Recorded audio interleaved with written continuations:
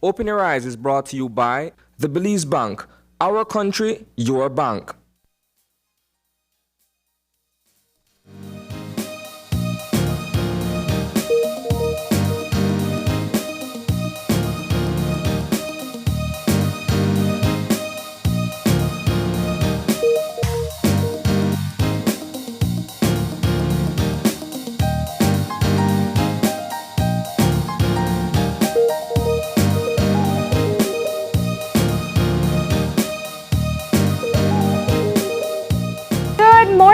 And welcome to Open Your Eyes. Start your morning right. I'm John Palacio. And I'm Marlin and thank you for joining us this morning. Cool Wednesday morning, Mar. Yeah, it's supposed to be the day it starts warming up. It is indeed, and you could see the evidence of it. Some rain broke up the cold front. You know, may no longer rule me, and I did it hard a while ago, but indeed. So indeed, we are looking forward to that conversation with the folks at the Met Service in terms of what the weather is going to be like. But you're right, it is supposed to be the day that we start to warming up. Yeah, well, I'll just say I enjoyed the past few days. Sweet sleep when it's nice and chilly. Indeed, I've saved a lot on the electricity by not turning on the AC. Just the last cousin day. Sound like a good, responsible parent there, right? Indeed. But first, order of duty, Belize, what we normally do is that we break down for you some of the hard-hitting stories that took place in the newscast last night. And I think, Mar, there's a lot we could actually expand upon. But at the same time, there are a few pressing issues. One of them being the new CEO in the Ministry of Health and Wellness has been named. And that person is Dr. Sabido. Now, the PSU, the president of the PSU, came out swinging, saying, you know what, in order for this to be, to solidify such thing, what would be the best thing for him to do is actually to resign as a public officer and then take up the helm as CEO. And he's saying this because we've seen time after time whereby folks have not resigned from that particular duty and or as a public officer. When there is a change of government, then what happens, or administration for that matter, what happens is that that person remains on the payroll as a CEO. And the president of the PSU came out to highlight that. And there, of course, many questions to be answered. Yeah, of course. Well, what he is citing is the past experience that they've seen under the past administration with public officers who were appointed to CEO positions. And he used two examples specifically. CEO Saldivar, who worked under national security, I believe, at that time. Yes. And CEO Cho, who worked with the environmental ministry. Yeah. And speaking of CEO, the then CEO Cho, that's a situation it seems to be ongoing at this particular point.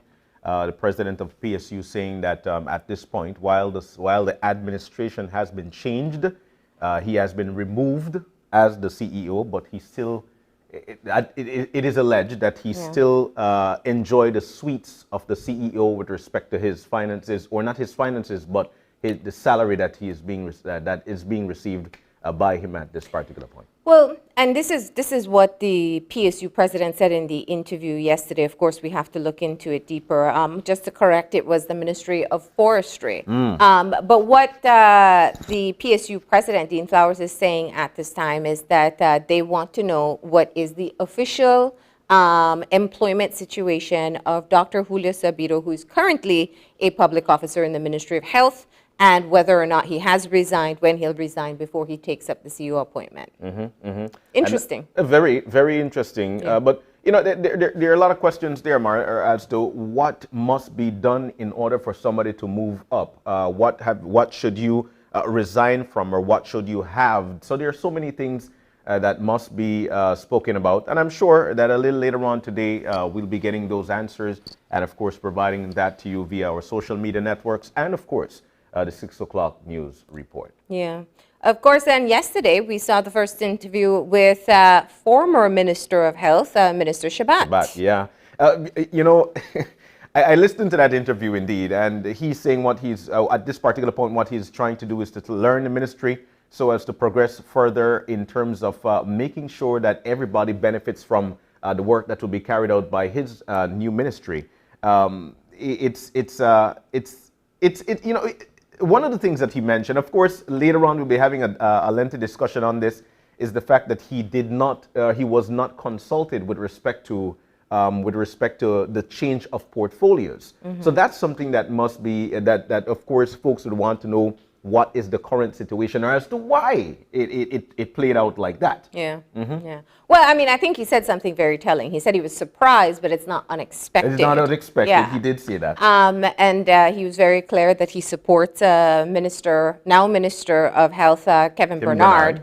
And supports him in his endeavors. And now he's settling into public utilities at the same time. The Prime Minister had said the same in an interview that we aired on Monday, that in fact he had individual discussions with these ministers, and that while Minister Shabat was surprised, he was accepting of the decision. Indeed. So it is definitely one that for me, listening to the interview, is like, okay.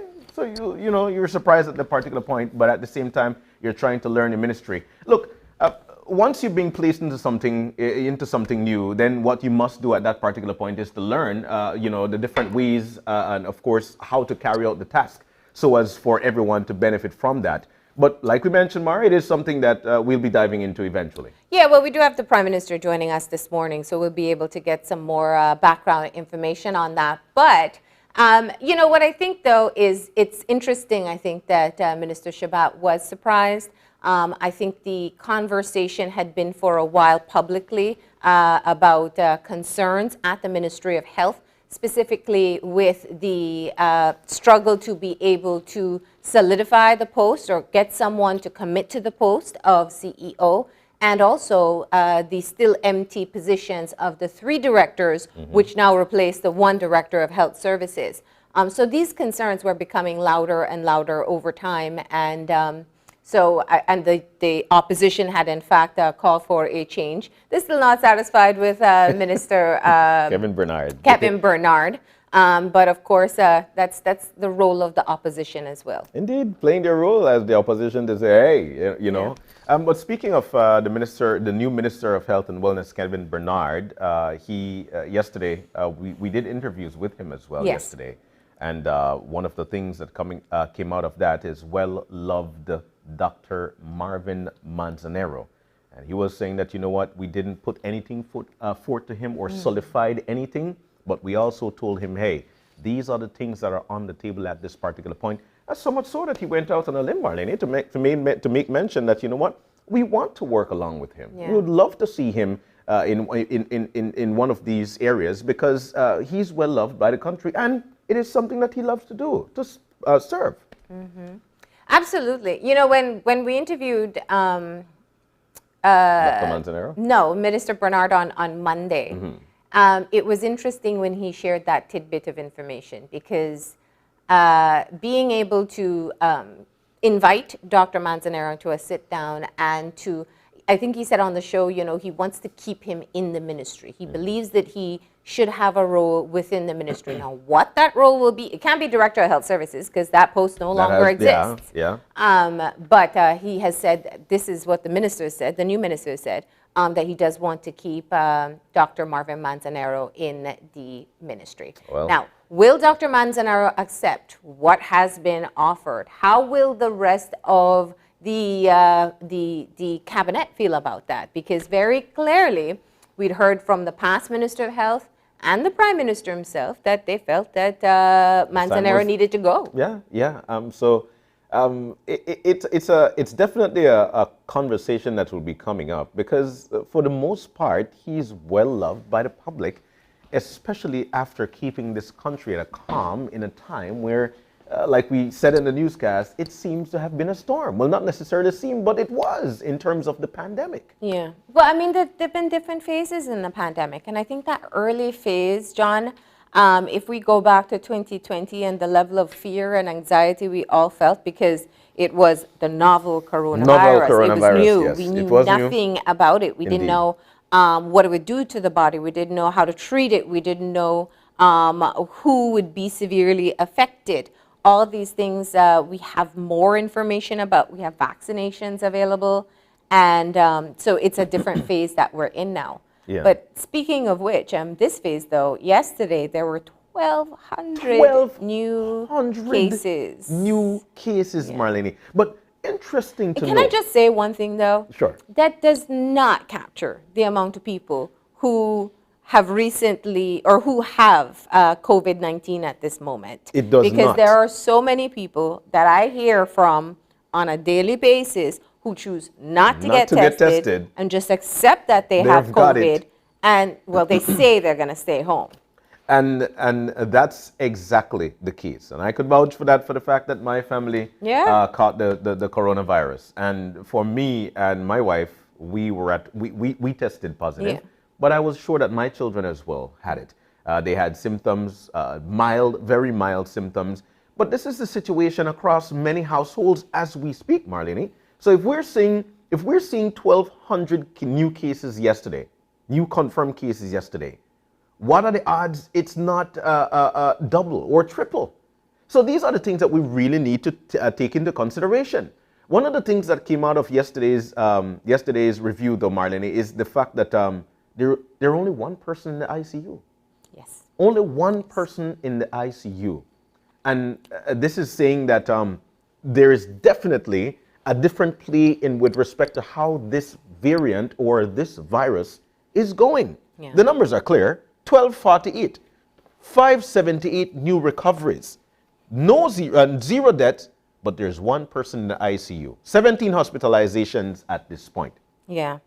Well, you know, and I think that that's one of the things that's been a silver lining with this new variant, that most people, even people who perhaps would have been at higher risk for the other variants, have been getting through their bout with the illness with mild to moderate symptoms. But I do hope that we recognize and pay attention to what's happening in other countries. Yeah. The U.S., for example, in some states, they're reaching capacity at hospitalization. So it's not a far off, and some already have. It's not a far off situation where there will be an increase in persons who require hospitalization. Let's go back. You know, I'm not any kind of good. I'm not a great math student, but when you go back to it, even if it's a small percentage, if it's a small percentage of a large number, it can be more than what we can handle. And we have the most active cases at the moment than we've ever had in the entire pandemic. Indeed, indeed. That's what we're seeing at this point. The numbers also shows that every district, with exception of the Toledo district, recorded triple digits with respect to new active cases or cases found. And so that's definitely a telling number as well. But these are some of the things that we'll be breaking down this morning in our first and second conversation for this morning, because we've got a very interesting guest that will be joining us this morning. Yeah. We've got a lot to break down this morning when it comes to this particular topic. Yeah, so currently there are 8,537 active cases. Most we've seen. Yeah, and this is, of course, confirmed through testing, and there are others who, of course, have not tested as well. But I'll tell you, while there are a lot of people who have not been out to test, when it comes to the testing sites and the vaccination sites, Marlin, people are flocking there. Especially if I don't know about the vaccination, but with respect to testing, you know, and in Belize City, I've got to point this out, Mar. Yeah. In Belize City, Central Health Region testing area, the Belize Civic Center testing area, Swift Hall testing area, and I've got to say kudos to these people. They're out there for long hours. There's so many people in these lines. And we still see the poise from our frontline workers with respect to getting testing people, talking to you in a nice manner. And I'm saying this because this is what I've witnessed personally. You know, you're going out there and yes, sir, you make sure that you've got your ID. They'll take your card. Well, not take your card, but you show them your card because you're not able to go, you know, they'll take your information. You move on to the other line. They give you your swab. They put you to be seated. They swab you, they do the test, they tell you, hey, you're positive or you're negative. There is also a doctor in place to give you your doctor paper just in case you need that. So these are some of the things that I feel, you know, I felt I felt great about. Yeah. That we're trying to take care of each other in the best way possible. Yeah. No, there are so many people getting tested. There's so many people waiting to be tested. Waiting to be tested. Because we must remind you that there is a 3 to 5 day window that you are asked to wait after you get exposed to a person who has had Had the virus. COVID-19. Indeed. Or who's positive for COVID-19. And that's because you may test too early, get a negative test when in fact you are positive. And you will continue to be a part of the spread of what's taking place. And there's still people who, if you find out that that I tested positive, I was in a room with you right now. Like a great example here, Marlene. I leave here this morning and I go on out to get tested and I'm positive. Some people will leave the room at that particular point and say, oh, I need to go and get tested. What? No. I'm going to be honest with you.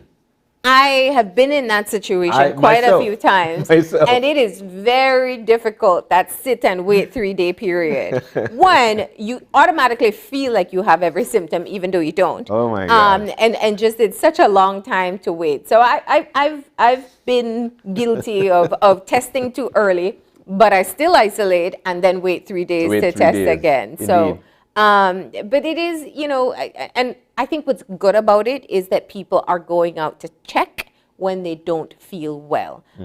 And that's one of the things that's really going to keep things going. I know probably in your workplace, in all workplaces, there's so many people out at the same time. Yeah. It's so important that we're able to minimize the spread, that the responsibility we have is that when we start feeling ill, 1, we don't go to work, 2, we get tested. And I mean, from my experience, I see people following through with that, which is a consideration that we need to have for others. Oh my goodness. Marty, there's a video or a meme that with Super Mario and these long balls of fire and people are actually dodging not to get the coronavirus. Well, I told you, I didn't tell you, I think I told Paul, I feel like an MMA fighter. It's like duck, duck, Through a hand. And yeah, because it really is that everybody, difficult like there's somebody who is close to you that you know for a fact is suffering from the virus. It's a very tough situation. And speaking but of I want to say this much. Can I say this much? Sure. Because I do want to, it is easy for us to look at it and say, thank goodness it's mild.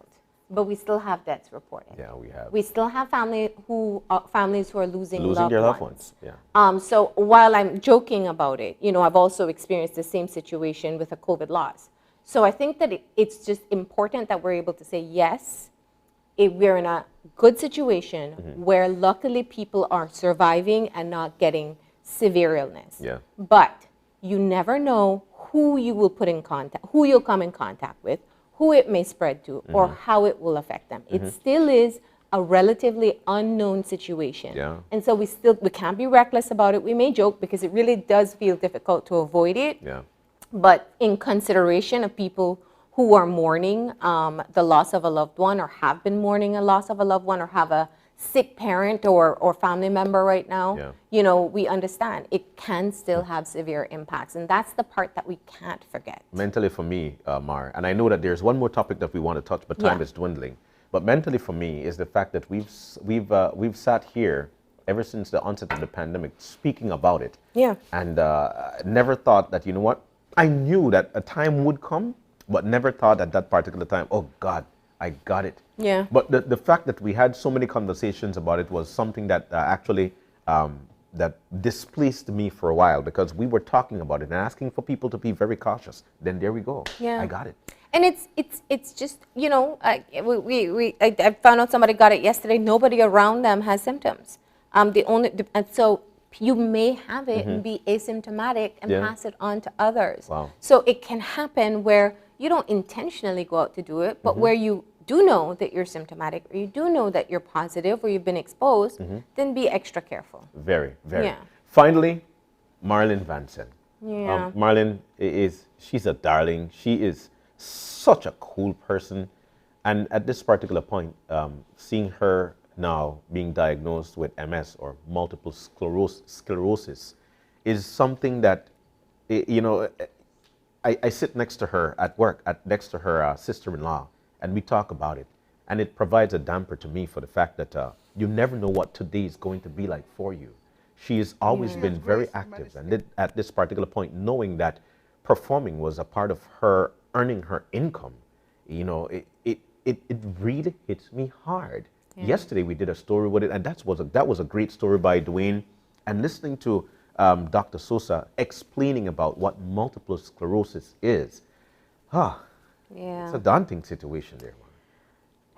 Yeah, I mean, I feel for her, and she's a young mother. She is. I think we had her on the Valentine's special. Remember, she introduced the baby to us. Yes, she And did. beautiful little girl. We look know at she her. loves her Look so at the much. baby. And just such a difficult time. I think the hardest part is that in order to be able to reduce the effects of the illness, she can't cure it. Yeah, she can't It cure it. requires a large amount of money on a regular basis. And here's the thing. Marlin is one of the few people, like a handful of people in this country who live off art. Yeah. She lives off her music, her performances, her jingles, her songwriting. That's not the type of, it's a entrepreneurship, and it's not the kind of business that comes with health insurance. Yeah. Or that type of protection where you can have something to fall back on. So it really is such a challenging time for her and her family. We do hope that people are able to support her. I feel that hearing the family talk about the fact that she still wants to make music, although I know she loves performing. She loves that, yeah. When Marlin was, 16 and doing Summerfest, most kids just came and put on their T-shirt. She choreographed her entire performance from she was 14 till about 16, because then she moved on to the bigger shows. And because she took it that serious. Yeah, she did. At that age. And we've seen that as a pattern that she's continued right through. Backup dancers, costume changes, choreography. She loves performing. So I know that's a heartbreaking thing for her to lose.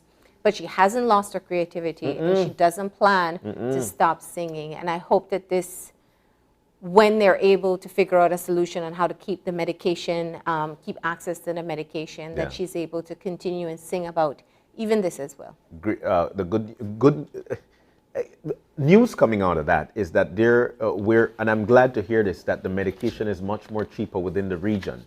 So they don't have to source medication from North America or from Europe. Right here in Central America, they're able to get medication at a lower rate, and we do hope that we could keep Marlin under our wings and continue to give her the ability to soar and fly the way that she normally does. Yeah. So if you do have some extra to spare, then please contact the family and help them in getting the money to acquire the medication. Indeed.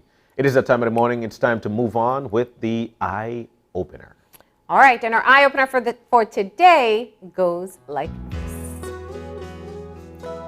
Thoughts of revenge create an energy of imbalance and is best dealt with by releasing your anger.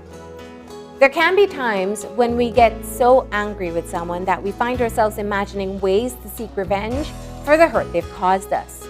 Remember, however, that the thoughts you just had are energetic creations. In order to keep yourself from having to take part in the rebalancing of energy, it is important to release the person and the thoughts into the care of the universe with forgiveness. Before we allow ourselves to invest our energy into negative thought or action, we can remind ourselves that everything has a purpose. We can then consider that perhaps the actions of the other person or people may have had nothing to do with us. If we don't take their actions personally, it may be easier to release them. Remembering that every interaction is an opportunity to make a better choice, we can take a deep breath before responding, allowing us just enough time to connect to center and make the choice to respond from our higher self. We can never know all the circumstances that may have led anyone to do anything. By not passing judgment on anyone and instead sending hope for their healing, we may create some positive out of a difficult situation. We can then release it. In every moment, we have a chance to make a choice to bring light into the world. I personally feel that revenge is something that, there's a word. Revenge is actually a premeditated situation. You think about it before you make your move. But finally, and I'll sum it up with this, Marlene, we can release it in every moment we have a chance to make a choice to bring light into the world. Yeah. That's what we need to do. That was a great idea. Well, one thing kept coming in my mind as I read it. Remember that Michelle Obama quote, when they go high, when they go low, we go high. We go high, yes. I think that's good enough to live by. Indeed, that's a great way to sum it up. Great way to sum it up. All right, so we got to get moving into our weather update for today to find out what we can expect. Yeah, let's see if it's going to be a hot day or a cool day, or if the weather is going to be changing into the heat. All right, so we got Angelia Guy on the line. Good morning. Good morning. How are you today? I'm good, and you? We're doing great. But yeah, Marla's for sure. I'm hoping the cold front sticks around, but I know you guys have warned us that it won't. What can we expect for today? Okay, we're still expecting mild temperatures. We do expect temperatures to gradually warm up, but today should be still fairly cool. Okay, and in the 24-hour forecast? Okay, we expect some cloudy spells and fresh showers to be isolated and brief. Okay, all right, and of course the winds. What are we seeing with that? Yeah, the winds will blow generally from the east at 5 to 15 knots. That simply means we'll be having some cool temperatures, right? Tell us the highs and lows. The high temperatures today will peak at about 80 degrees Fahrenheit along the coast, 82 inland, and 70 in the hills. Okay. And then the low temperatures tonight will range from 75 degrees Fahrenheit along the coast, 68 inland, and 62 in the hills. All right. And the extended forecast, what should we expect for the next few days? For tomorrow, continue generally fair weather with a few showers developing, and especially over the coast tomorrow night. We expect some increase in cloudiness and showers over the earlier part of the weekend before possibly another cold front might approach the country. All right. Look, I'll tell you what, if smiles make a get sell, we're going to buy a lot from Marlene. Angelia, thank you. Thank you for joining us this morning with that. You're welcome. Have a great day. Have a great day. Thank you, too. All right, the possibility of another cold front settling in on the... I know, that's all we heard from the entire forecast. But there is some you can expect some showers, so please do plan accordingly. Moving into our show for today. Indeed, it's going to be a double up, the first and second segment. Ladies and gentlemen, we'll be joined this morning by the Prime Minister of Police, the Honorable John Briceño, and he'll be tackling some of the info we spoke to you about this morning. As a matter of fact, in the first one, we'll be tackling the COVID situation and response. That's right, and we'll be talking about other national issues as well. And then to close off our show for today, should you invest in an insurance plan? And if so, what is best for you? We are going to get the tips from a senior financial advisor about how to plan for you and your family. All right. So that's what we have in store for you this morning. But before we go, we got a birthday shout out, and we're saying happy birthday to Marla Gonzalez. Hey, Mar, happy birthday to you, girl, to you. Wishing you all the very best on a very, very special day. All right, we're going to take the break. When we come back, we'll be joined by the Prime Minister, and as we have an extended conversation lined up with him. Stay with us. We'll be right back.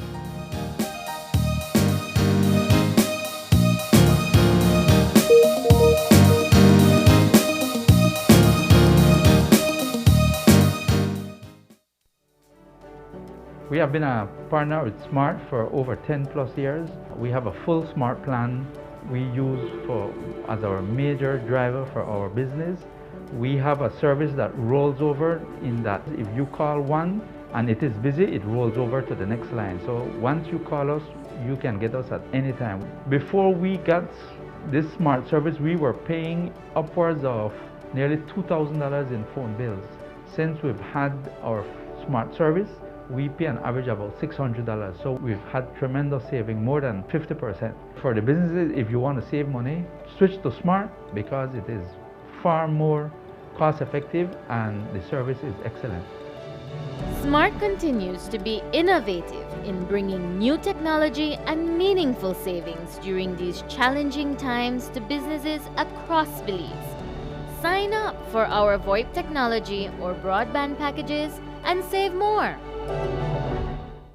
Your life just got a lot less complicated with Belize Bank Contactless MasterCard Debit Card. Introducing our Standard Debit and MasterCard Platinum Debit Cards. Now you can make purchases anywhere MasterCard is accepted with one tap, pay and go. Your contactless card never has to leave your hands, especially in these times. And your card is embedded with multiple layers of security. Platinum card holders get to enjoy extra benefits like price protection, purchase protection, trip inconvenience, and luggage protection, just to name a few. Start enjoying a cashless lifestyle today with the Belize Bank. The Social Security Board, in collaboration with the Labor Department, takes this opportunity to remind insured persons of the requirements for compensation when on sick leave. Any employee who has worked with an employer for at least 2 months is entitled to 16 working days of sick leave with full pay every year. This is how it works. Upon approval of a sickness or injury benefit claim by SSB, 80% of the employee's weekly insurable earnings is paid as a Social Security benefit, and the difference in the employee's salary is paid by the employer. This is to ensure that the employee does not suffer any loss of wages when ill. After 16 days, compensation for sick leave is paid as a Social Security benefit only. Some conditions apply. This message is brought to you by the Social Security Board and the Labor Department. Social Security Board, safeguarding you, your family, your future. Whether you're at home, on the road, at work, or at school, if you see news happening or suspect that something might be up, call or text the Channel 5 News Belize tip line at 672-5555. You don't have to give us your name, just give us the tip. That's 672-5555. Call or text us so we can check it out. And we'll be back in a few, so stay tuned. Thanks, Jen. Hey there, we know you have to head out to work shortly, but don't forget that you can stay tuned by watching us on our Facebook live stream. Find us at Open Your Eyes BC, and you can continue watching there. You can also download Facebook Watch on your streaming device, and you can watch at your own convenience. And for all the behind-the-scenes fun, follow us on Instagram at OYE Belize. So, find us and follow us today.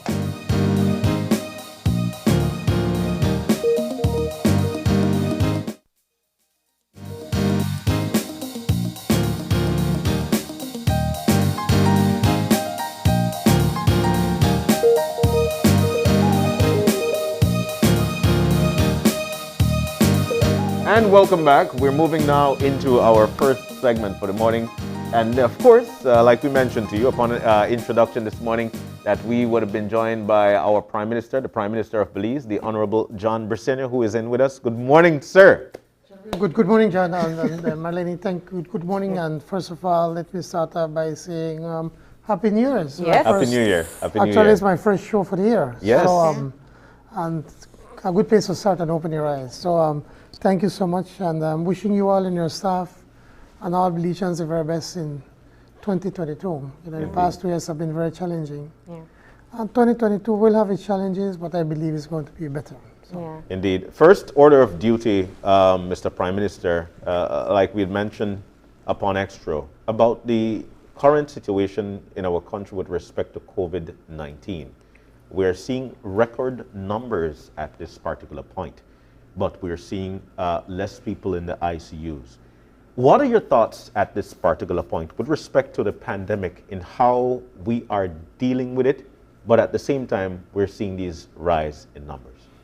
Well, there's something that's it's something, it's worldwide. It's not only Belize. Belize is not the exception. So it is happening all over. And so we were expecting it when we saw what was happening with Omicron when it started hitting South Africa and then how it started spreading very quickly. Whilst we are concerned about the number of people getting sick or catching Omicron, we're noticing that it's not as bad as the Delta, is not as serious. It's still serious, but not as serious. And if there is a silver lining, it seems that now the Omicron is going to be the dominant variant. And the scientists and no scientists, so please, from what I read, they're saying that eventually it will, like the Spanish flu, that end up becoming another flu that we are going to have to deal with, but it will not have that deadly aspect to it. As always, we've been fighting it every step of the way, making sure we have enough testings, making sure with the vaccines. That's the key, vaccinations. There's no running away from it. Vaccinate, vaccinate, vaccinate, and I wish more people would realize how important it is to get vaccinated. We're not doing bad. In the region, we're still at number 2. We have over 50%, in the north, over 50% of our population is already vaccinated. In average, we are a little under 50% countrywide. And young people are large, more than 50%. I think about 25,000 out of 35,000 have got their vaccinations. So, I mean, that's a very good statistics. Yeah. But vaccinate, wear your mask in public, keep your distance, wash your hands. That does not change and has not changed. Let's dive into some of what you noted there, because the public has questions about how we are managing the pandemic. And a key part of it, as you clearly said, is getting the population vaccinated. Belize has a great number of persons vaccinated so far, but the needle kind of stalled. It's just slowly having new persons vaccinated, and our booster rates, I think we have about 20,000, a little over 20,000 persons boosted. What's the plan to get the rest of the population? Do you think it's even possible at this point? I am an optimist by nature, so we will continue trying until we get everyone vaccinated as best as we possibly can. But there's no mandates. We can't force you to take the vaccinations. We'll do everything to convince you. We've opened up areas where you can get vaccinated all over the country. We've even went as far as going to the border in Arenal and opening up to the other side in Guatemala, that they could just come across. We've done it at the free zone. We're doing it at all the border points. We're all over. So we're doing what we can. Agreed. But it's now people, and you know, that's the most difficult aspect of the job. But we don't give up. We continue. We have the show on TV, on Facebook. We have the advertisements. We have people going out, literally going house to house, trying to get people vaccinated.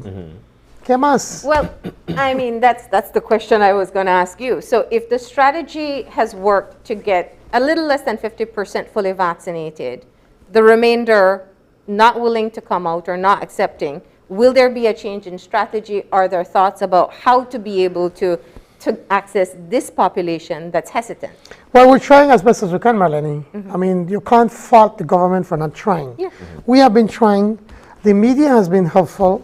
But short of passing a law that you have to take it, I mean, I don't know what else we can do. We've been encouraging people. We have raffles if you go and take your vaccination. We've even went so far in some of the rural areas where you said, get vaccinated, I'll give you a bag of groceries, and that helped a little bit. But what else? I mean, if you ask the answer, I'm listening. Well, I mean, in some other countries, they're talking about how they can frustrate the unvaccinated to get vaccinated. I know you have a plan in terms of the reopening of the border. On this show, you said one of the consideration was that only vaccinated persons. Yes. Is that well, that kind of stuff, yes. That kind of thing is that we can do, is that you must be vaccinated to access certain services. We were not really there. We're having the discussions. We were working with the public service and the public service union when we wanted everybody to get vaccinated. There was some pushback from some people. I think it's more political than anything else. But we met with them and we said, all right, since it was before the Omicron hit, and it was way low. It was like in the 20s or something like that. And we agreed to say, all right, so not to have a confrontation, we pull back. But it's something that, and the unions did agree, let's take a look, should it get to that point. We're there, I don't know, it's something that we'll have to be able to discuss. So it still is something that's on the table It's for something your on the table, administration? but we both agree, we'll leave it on the table, and if the time comes that it really needs, that is necessary, we will do so. But again, it's just a matter of continuing talking to people and talking to them, and getting them one step at a time. No, we can't give up in trying to get people vaccinated. What's the goal for this year? Last year, the goal for World Health Organization at least was 40%. Belize met that and exceeded it. What's the Our goal goal for is to hit vaccination? at least 70%. Yeah. And if we can do more than that, then, I mean, good for us. So we will do all we can to get there. So let's talk about the current wave. Omicron, we are lucky, as rapidly as it's spreading, is not affecting people as severely. But it is affecting workplaces severely. I know you have a few within your own cabinet who have had to be out due to COVID. Different departments have to close down. Businesses have large number of staff out. We've talked about it from the fact that it's hard to keep essential services going. But the other question is the bill from Social Security for all these health claims. Has there been any look into what's being paid out so far, whether we can afford it? I don't think it's a matter of whether we can, we have to. It's not a matter of whether, we just have to. And that's what we've been doing. The Ministry of Health, we approved about $15 million and we burst that budget a long time ago. And we have, but we can't stop. So I don't think it's a matter of questioning whether we can. It's a matter that we will. But again, we have to look at, for instance, the amount of days that employees are out of work. I mean, the United States has been changing, so we're taking a look at that. So probably we may be able to follow, instead of having people away for more than 2 weeks, maybe we could reduce it to 10 or even to 5 if they're asymptomatic. But it's constantly evolving. As I said, as I told you, I mean, there's no dull day in my work. So, and the same thing applies to Omicron and to COVID, that we're constantly on the lookout what's coming, and trying to anticipate and try to prepare for it. So there hasn't been any check-in with Social Security to see how they're managing? No, I have not checked in with Social Security, and they probably, I'm certain that they have seen the numbers go, but it's something that we can look into. Now, the considerations that you're talking about reducing the number of sick days, this goes right back to the strategy for COVID-19. We've talked about, I mean, we can't stop talking because we're still in a pandemic. The new Minister of Health and this cabinet shuffle that took place, let's talk about what ultimately made the decision, because there'd been complaints for a while. What ultimately made the decision for you to change portfolios from Minister Shabat to Minister Bernard? Well, there will always be complaints. So that's something, a part of what we have to deal with on a daily basis. We go in and we try to do as best as we possibly can. Now, as a Prime Minister, I have the responsibility to ensure that everything is working as best as it possibly can, constantly making adjustments as we go. And then when it comes to the issue of Ministry of Health, Ministry of Health has been one that has been under the spotlight from day one. We were at a crisis when we went in. There were no testing, there were no vaccines, there was nothing, there was no plan. And we put in, myself, I asked Minister Shabat to take on that task. And he did it with zeal. I mean, he went in and he was working, I mean, every day, long hours, in trying to achieve the goals that we put in front of him. But it required also, especially at the beginning, to be able to shake up, because the ministry was, in a malaise. I mean, nothing really was happening. There was absolutely no plan as to how we're going to combat COVID. What are the things that we're going to do? What about the testings? What about the campaign? Vaccines? There was simply nothing. And so he went in and he worked hard to get that done, and I'm sure that he stepped on a lot of toes of a lot of people. and started to, then the relationship within the ministry, you know, the more he pushed, then some people are pushing back. And we believe that now that we've gone through that rough spot and kind of settled things down, I just felt it was best then to put him elsewhere and then bring in somebody else now to take it to the next level, smooth things out and sailing and getting more of the work done. In an interview with him yesterday, he did allude to the fact that he was surprised of the move, or of that particular move to another portfolio. What are your thoughts on that? Well, everybody was surprised because everybody was surprised to try and mend the situation. Everybody was surprised because it is not something that you go around discussing. You know, it's at the end of the day, it's something that I have to do. It's not an easy task, but you know, after 1 year, you start to look around and see how best, where you could do that. We have challenges right now with the Public Utilities Commission and issues with logistics, and it will require somebody with a legal mind to help us to deal with. So I felt that I think he has done a good job at the Ministry of Health in getting things sorted out and putting it where it is. We always forget where we were, you know, we look at what is in front of us. We forget how bad it was. But now I believe that I need a legal mind to deal with issues of at BL, BTL, WSL, and energy, those issues that have to be addressed. The issue of whether we're going to raise electricity, something that as a government we don't support, the problems we're having at the ports and logistics. And I strongly believe that we need somebody with a legal mind to lead that ministry. And so looking around the table, I felt that he was the best person to know to take him out from this one and put him over there and okay, we could try fix this area. Now that's, I mean, I hear that, but you know, for the public, and you've been an area rep for so long, cabinet shuffles are seen as punitive. Somebody is not performing or not doing what their concerns within the individual ministry, and therefore you shift things around. That may be so, and that's your opinion and some people, but I'm continuing you from my perspective, how I look at it. If it was something that I felt a minister was really misbehaving or not doing what they wished, then I would take them out of the cabinet. I would not give them another high-profile portfolio.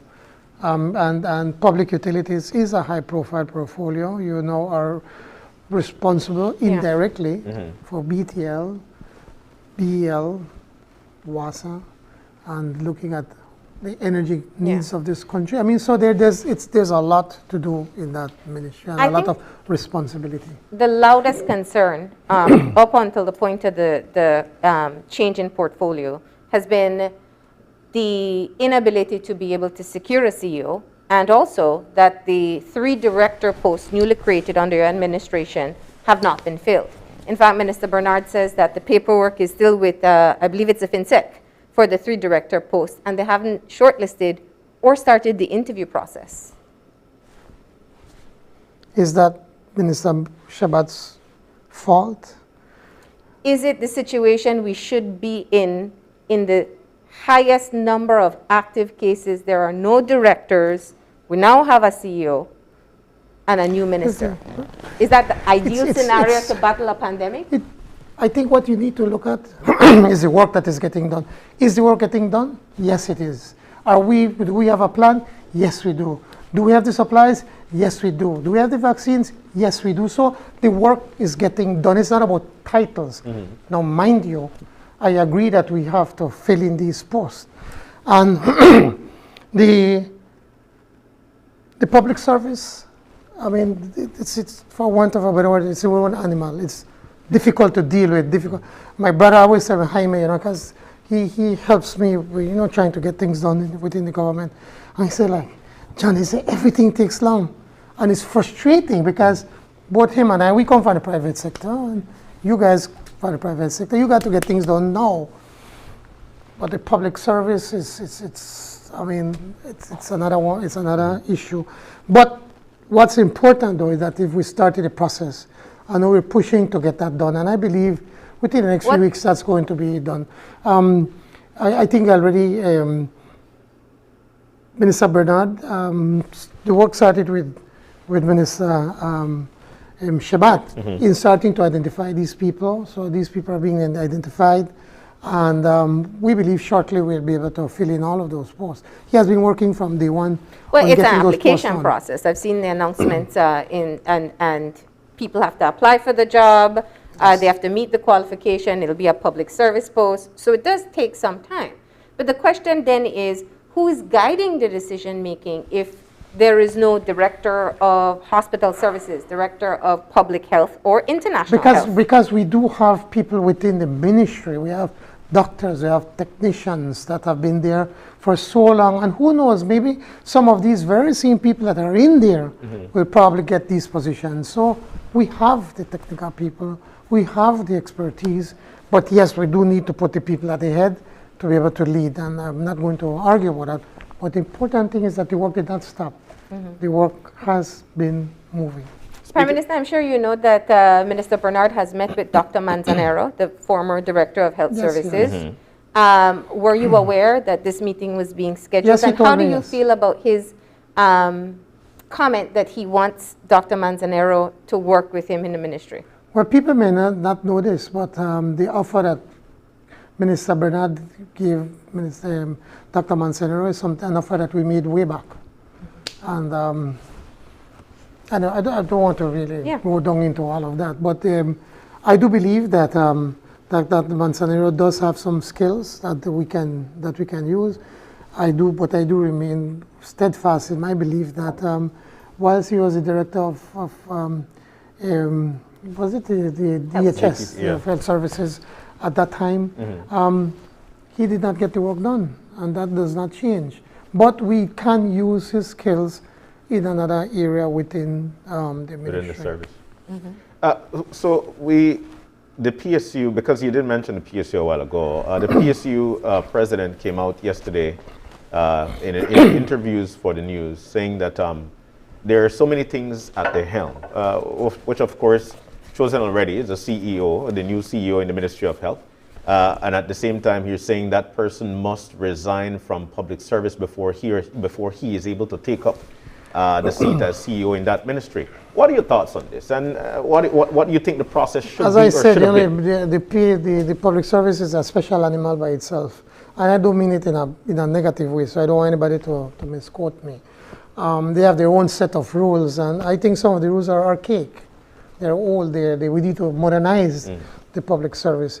I see absolutely no problem that if we have somebody within the public service and we believe that that person can be a CEO, that we can second that person to take over the post. I don't see a problem with that. Is CEO or former CEO Percival Cho still being paid with public money? Well, I'm trying to find out right now, because as far as I know, back then when we made the change, I know that he was going to retire.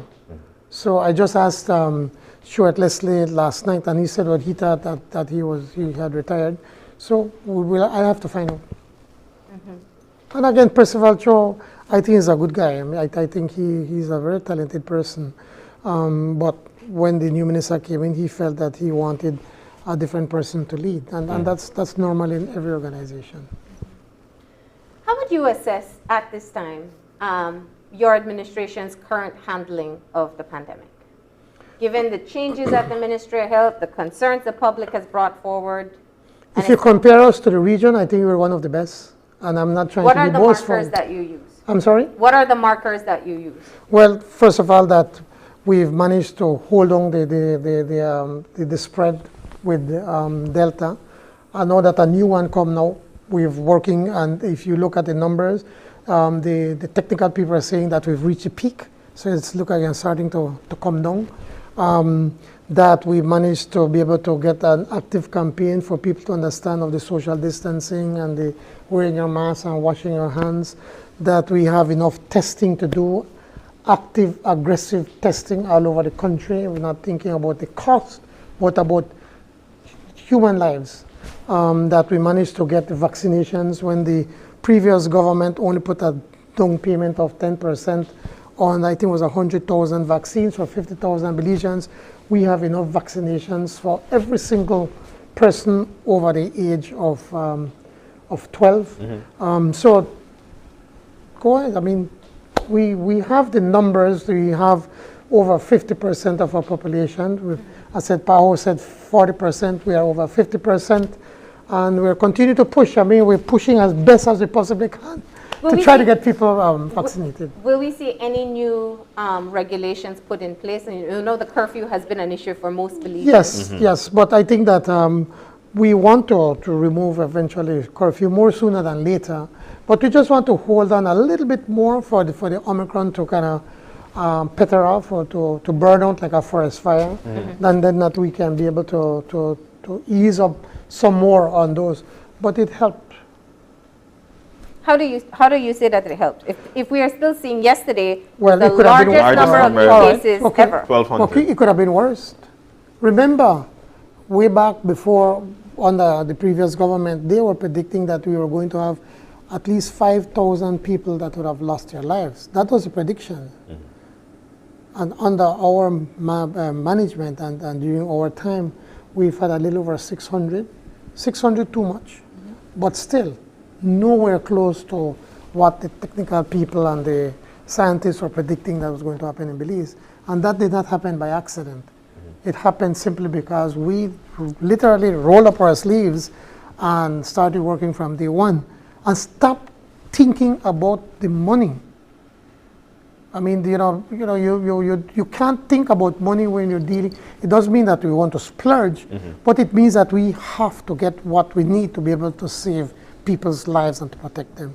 And so testing has been one of the most important things that we could have done. And then secondly, to ensure that we get the vaccinations to be able to, for people, and the necessary resources and support at Carl Juchner and our other hospitals.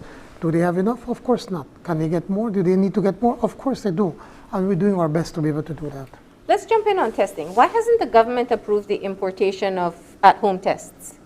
I think we're at the point of allowing that. Initially, when that first came up, first of all, we need to remember the home testing has an effective rate, I think, of less than 50%. It's really bad. Well, so, I mean, you can purchase SD biosensor, which is what they use at the testing center. Let me finish, please. Okay. The testing that we use right now for in these clinics and already is the SD biosensor, which is the most effective that we have. That's the gold standard. Now the home tests, they are not as effective as that. Even though the biosensor have its problems, this one is even less as effective. So when we just brought this up, we've been discussing it for almost a month now in cabinet. And so what the Minister Shebat did know that he had his team at the Ministry of Health to be able to look at it. And some of the concerns that they were worried about is that presently, the way the system is set up, the minute you take a test, it's recorded. All of these people that have a license, they have access to the database. Oh, okay. But once you do that to the home testing, you will not have access to that. As much as you would ask people, well, please put in here, most people will not do it. Well, agreed. And please let me finish. Yeah. And then secondly, they were concerned that people may test positive and might not want to report it. So they felt that by going to these clinics, then you have better control. But I think we've gone through all of that. So I think we're at the point of making it available at home so that if you test and you find that you have COVID or you find a positive test, then maybe you need now to go to the hospital clinic to ensure that it is COVID and to get your meds. It also gives people the capacity, if I want to purchase a test at home, I don't have to use the resources of the Ministry of Health. We don't pass that, Marlin. We agree to So you will move towards that? Yes, we're working towards that right now. So well, there's another issue with respect to I was just trying to explain to you the hesitancy from as to why the technical people at the Ministry of Health. We in cabinet, we've been pushing, say, well, why could just people do it? And rightly said, let us use our own resources. But even after you do that, I believe that the people at the Ministry of Health is saying that once you find a positive, then you have to go to us so that then we can test and make sure it is, and then make sure that then and ensure that you get your medication and your social and being isolated for the necessary time. So so there is. We've been bombarded with a lot of questions, especially when it comes to this. Even though we're just here on the talk show, we're not the experts in everything. You're the top man in the seat. So I want to ask this because I've been receiving this question a lot. The same test that we use as rapid test at the various testing sites that we've got, is that the same test that I could find at the private hospitals? Yes. All right, good. The question that I continue to get, or we continue to get, is this: if I am about to leave this country, and I go to one of these testing sites because I need to present a negative test at the airport, it is not. No, that's not true. It is not accepted. That's not true. That's and not there's true. a stamp on it that says not for travel. That's not true. First of all, you don't need a test to leave the country. It depends. It's when you come into the country, you need a test. And there are certain, for instance, now if you're going to a certain country that requires a test, then you need to go and take a test so that you can show that into the country that you're entering. Upon arrival at the international airport, you're taking certain carrier. You need to present to them a negative COVID test. To come into the country, you need a test. Even when you're leaving, I've witnessed this. I've left the country about 2 months ago. Because it depends on the country that you're going to. The United States is not requiring a test yet. At this particular point. But what about for those countries? You still have to. The paper would say not for travel. Because I don't think I could. I wouldn't. I'm trying to see how best I can answer because I don't know everything. Yes. But I think what is happening though is that, yes, I think I'm getting the answer, is that what we don't want to is that you can go and get a free test to go and see if you're sick. But if you're traveling, we believe that the state should not pay for that. That you need to pay because you're traveling to get your test so that you could leave. That is the answer. All right. Well, you know, there's been a lot of concern about that specific, That's the reason whether why, it's a money-making scheme. No, it doesn't have no. But if you are going to go and travel somewhere in the United States or anywhere you go and you need a test, why should the government pay for your test? Just like what you're saying. Valid point. If you, right? Valid point. And if I want to take a weekend in Miami, pay for your test to go. Right. And not the taxpayer supposed to pay for it. But I mean, there's so much that we can touch on with COVID. But there's other issues that are. And I'm no expert on COVID, please. So. Well, I hope that you're getting advice. In fact, let me just touch on that. Your advisory team for COVID. It still exists. Ongoing. Yes. How often do they meet and who's on it? I don't meet with them. It is the Ministry of Health. Okay. And I think they meet every week. I think they met on Monday before we go to cabinet when they make. So they do meet. And we also include the And opposition. they give recommendations based on science? Most of the recommendations that we have put in place came from the COVID advisory group. So what's the recommendation on the reopening of the border? Of course, they were concerned about opening up the borders. I mean, and like I tell you, the doctors would want me to just stay locked up and so nobody gets sick. And that's fine. But we also have to find a balance. And so we had decided that we were going to open up in January. But because we're looking at opening up the schools and the borders, we decided, you know what, the schools is more important. Let's deal with the schools first. Once that is sorted out, then we do the borders. And the plan still is to open the borders in February. What about from the economic and by the way, when you said, you give me a least like the other day and you said I never read the memo, I wrote that memo, by the way. Which memo? When I was saying that we were going to open up and then after that was changed, I wrote that memo, by the way. Okay. I know that things change. We've got a lot of things change. You have made decisions or publicly said decisions. But it changed. And that's where, I mean, I think you've said before that you get advice or you take into consideration with consultation and then you adjust your opinions. You know, that's so at that time, the position was this. But right after that, later, like a few hours later, we started talking about it and we said, you know what, they're saying let's not do it. So we said. So February is the new tentative date. Start or end of February? Start of February. Start of February. That's in 2 weeks. We're in the height of a wave. Yeah, well, the wave is going down. I mean, guys, we can't stay locked up forever. So, you know, I know that we. No, I would rather economically. That's exactly where I was going. We still keep the borders closed, but we can't. All right, let's come back to the economics for a moment, and I think this is going to be because there's several other issues and the time is running by fast. Yes, let's talk about the situation with public servants and the pay cut. There was a commitment for the meeting to take place to assess finances every 6 months. Have you sat down, and what's the situation there? Well, we've met with them along with the social partners, and we did a report. I think it's on December, I think, or it's October, November, December, somewhere around that time. And now we are about to meet with the public union themselves, with the teachers unions and the PSU. Probably about next week, I think. We've just prepared an answer, a reply to their report. Again, we will be showing what we have. We can't show them everything that they want. I mean, they have come with a whole list. We'll do as best as we possibly can, but to show them how we're doing, how well we're doing. And we really appreciate their part. I mean, they have played a critical role in us, in the success that we've had so far.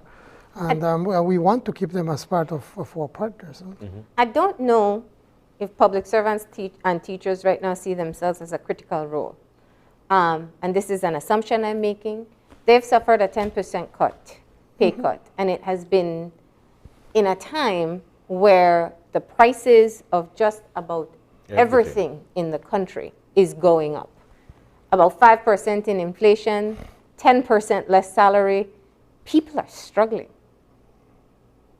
How do you feel knowing that this is a decision where I'm sure when the latest indicators come out and we talk about growth of the economy, that while that may look good on paper, in the households of people trying to survive, it doesn't feel that way?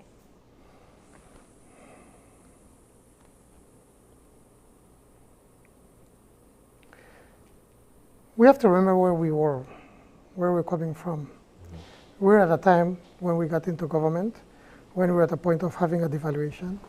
We're at a point when the previous Prime Minister saying we were going to be at a point of collapse, that the economy was, in shambles, that we had tens of thousands of Belizeans not working. We look at that and where we are today, and any person that would be prepared to speak the truth would tell you that we have come a long way. We're doing so much better. Now, mind you, if about the cut with the teachers and our workers and something that I did with glee, of course not. Is it something that I said because we the government and we go? Of course not. We had simply no choice. We had no money. We were borrowing $1 million a day, and foreign currency was running out. And if we did not arrest that at that moment, today we probably would have had a devaluation. We probably would have been firing thousands of employees from government, and we did not do that. So that is what we need to do to remember why is it and where we are. And that is why I constantly am saying that the teachers and the public servants played a critical role in helping us to get where we are. It helped to create the confidence. It helped for us to create a plan that the IMF grudgingly accepted afterwards. It helped to set the ground for us to be able to negotiate with the bondholders, the super bond, where we managed to save $500 million for Belize. And then now to set up a trust fund for marine conservation that by 2040 is going to be at almost $200 million. Now, is there a hardship? Yes, there is. Do I like it? Of course not. Do I have control over inflation? Of course not. It's happening in the United States. It's happening worldwide. It's not a Belize issue. Now, what are we going to do? Now, we are looking at our numbers, and unfortunately, we've managed to get the economy growing very fast. The IMF was predicting between 2 and 3%. We might end up about between 12 and 15%. That did not happen by accident. It happened because we have been working every single day to get the economy back on its feet. and the revenues have been improving considerably. So now when we sit with the public union, with the public service, and the BNTU, and we're going to look at the numbers. We're going to look at it soberly and see what best we can do, and if we can find a way to give them back the salary cut, we would be happy to do so. So all is not lost, but again, we still have work ahead of us. We still have to continue working, getting this country back. So the first plan was for 3 years at a 10% cut. So you're considering shortening that time period? Yes. So possibly by the next start at the next financial. We're considering it, and we believe that we're going to do much better than what we expected. PM, in many interviews, I know you've always reminded me that politics is about people. And when you are on your campaigns, when there are public outcries and people concerned about scandals, you always remind people that it's about when you go house to house and meet with individual families. People right now, because things are so hard, they have lost confidence in your administration. I don't think so. Not all, but I disagree with you. Well, we will never, from the day you're elected, you're not going to get everybody. Some will get and you're not going to win all of them. There's some who are I could assure you right now that we continue to maintain the confidence of the Belizean people because they have seen what we are doing and what we have accomplished. Let me get to my question. For those who this morning wake up, watch the show and say, yes, you talk about economic growth, but my life got harder and I am struggling. What do you say to them about how it then translates the political decisions, the strategic decisions, the finance decisions? When will they feel the impact? Well, let's put it this way, no? That if we were not in government and if we did not do what we had to do, it would have been far worse. We always have to look at where we are, and that it would have been far worse where we could have been had we not made the tough decisions. It's like in your family, when you realize that whole and the money is not coming in, you can't continue to buy the expensive shoes or take the trips or to go to the party. Guys, we have to cut it. And yes, and we complain. But we do that with a plan that now we're starting to see the results of the hard work that we've put in. That there is more and more work is becoming available. There are more people working than when we got into government. We have created over 25,000 jobs. Something that most people thought was impossible, but we did. So there will always be people that will not be satisfied, and I understand it is a part of politics. But it is about also to be able to go house to house and look at people in their eyes and say, listen, we have done as best as we can, and we are turning things around. Maybe you not have gotten everything that you want, but here we are working for you every single day. We've got one more segment with you, and of course, we've got some more questions, and I'm sure you'd like to see that. Let's just keep going. Yeah. Oh, let's just keep going. All right. So one of the things that give me a break, no show. You got a glass of water, all right. But there's so many other things that definitely that needs to be touched on. We saw the outbreak of the Omicron variant, or as a matter of fact, COVID there in the free zone, and we know for a fact that might have put a damper in funds coming from that particular area. What are your thoughts on that, and how do you try to rectify things for the better in the free zone area? Well, actually, I think what you should have started off by saying that since we opened up the free zone, we had no outbreaks because we were constantly monitoring and controlling and ensuring that people do their social distancing, their masks, and everything. But the Omicron it's a different variant that just is spreading. I mean, way faster than Delta. So it's not surprising. So it's again just continuing the testing, continuing the monitoring, and it's continuing to operate. Again, listen, we have to learn to live with this. We just have to learn to live with it. But I think you guys are missing something very, very important. Tell us. On December 17th, I got a call from the acting chairman of the Millennium Challenge Corporation, the MCC, and said that Belize was accepted with one of two countries, along with Zambia, to sign a compact with them. And I know people don't know what is the MCC, not even myself was aware of the MCC. And the MCC looks at countries that are struggling and fighting poverty, but that they are fighting to make people's lives better, fighting poverty, having a more open economy and creating jobs and corruption. And they graded us among with many countries around the world, and just 2 of us. In 1 year of our work, of the People's United Party government, they decided to sign a compact with us. That compact could go, we're thinking maybe around $150 million US. It could go as much as $200 million to $500 million of grant money for Belize. Of course, to address issues of poverty, of the economy, of infrastructure, of education, of water, electricity that we can use. Now, that's a major win for this government. We managed to turn around the image of this country in 1 year. Remember, the US government was not happy with the previous government because of the many shenanigans that were taking place. That would have never happened under a UDP government. And in 1 year of the work that we did, they looked at us and said, you know what? I see what you're doing. I see where you're trying to get to, and we want to help. That's a major victory. We saved $500 million from the super bond. We set aside $200 million for marine conservation.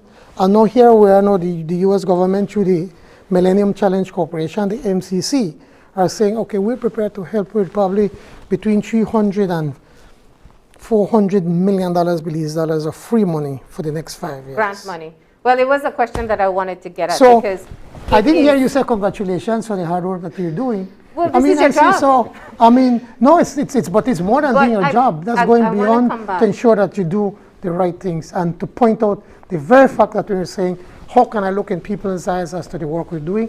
And we can look at them in their eyes and say, look at what we're doing. Yes, things bad, things hard, but make we hold it together. We're going to fix it. We're going. We have a plan, and we're going in the right direction. So let me come back to it, because I did have the MCC as a part of the questions for this morning that I wanted some understanding on. This is money earmarked. It's grant. It's grant money, which is critical, which means we don't owe anyone for the money that we receive. And it's not a free-for-all. I mean, they put strict rules. That's what I was going to get at. Strict rules. What can it be used for? It could be used for expansion of electricity, infrastructure. It can be used for education. It could be used for entrepreneurs to try to grow the economy. Things that would fight poverty, and also at the same time to ensure that we have that we continue to, for want of a better word, to fight corruption and to have more accountability and transparency in government. And what's the timeline? What's the timeline for this? I mean, the 5 years. said 200 to 500 million US. It is 5 years. We already started the negotiations with them. We'll have to be hiring a number of people. We run the whole compact. They have a compact team right now. The Millennium, the MCC already have their compact team that is being led by John Winkle, one that has done such work in other areas, especially in Central America, so he understands the region very well. Now we are starting the process of setting terms of reference for put a compact leader, for a senior economist, for a social, I'm trying to find the right word, person that work on social issues and rural and women, that kind of stuff. We are going to have also now a person that will be in charge of communications. There are 5 posts.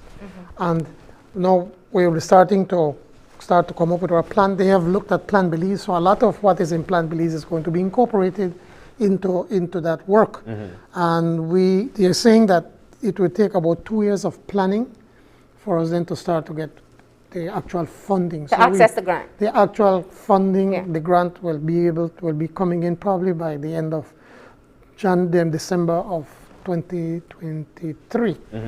But we believe that because we have a lot of the data already, I'm hoping that by the mid-2023 we'll be able to start to get some of the grant funding to be able to do some of this work. Yes, it was a big achievement on your part. Did we apply for it? No, actually, you don't apply. They look at the work that you're doing. I must thank the people here at the U.S. Embassy. I mean, unknown to me, you know, they were pushing for Belize, you know, and saying, hey, look at what's going on now in Belize, you know, and look at what they're doing with the economy and the transparency and the work and the fight for poverty, you know. So they were our cheerleaders. So I want to thank. I've not called them personally, but I want to publicly acknowledge the work that they did to help us to get be one of 2 countries that been awarded a compact. Well, it seems that from what we're hearing from you, the optimisticness of how the economy is actually rebounding. I wanted to ask, at this particular point, being from the inception of the PUP from the last election up until now, where do you see your most success and where do you see your lacking, and how do you plan to balance this?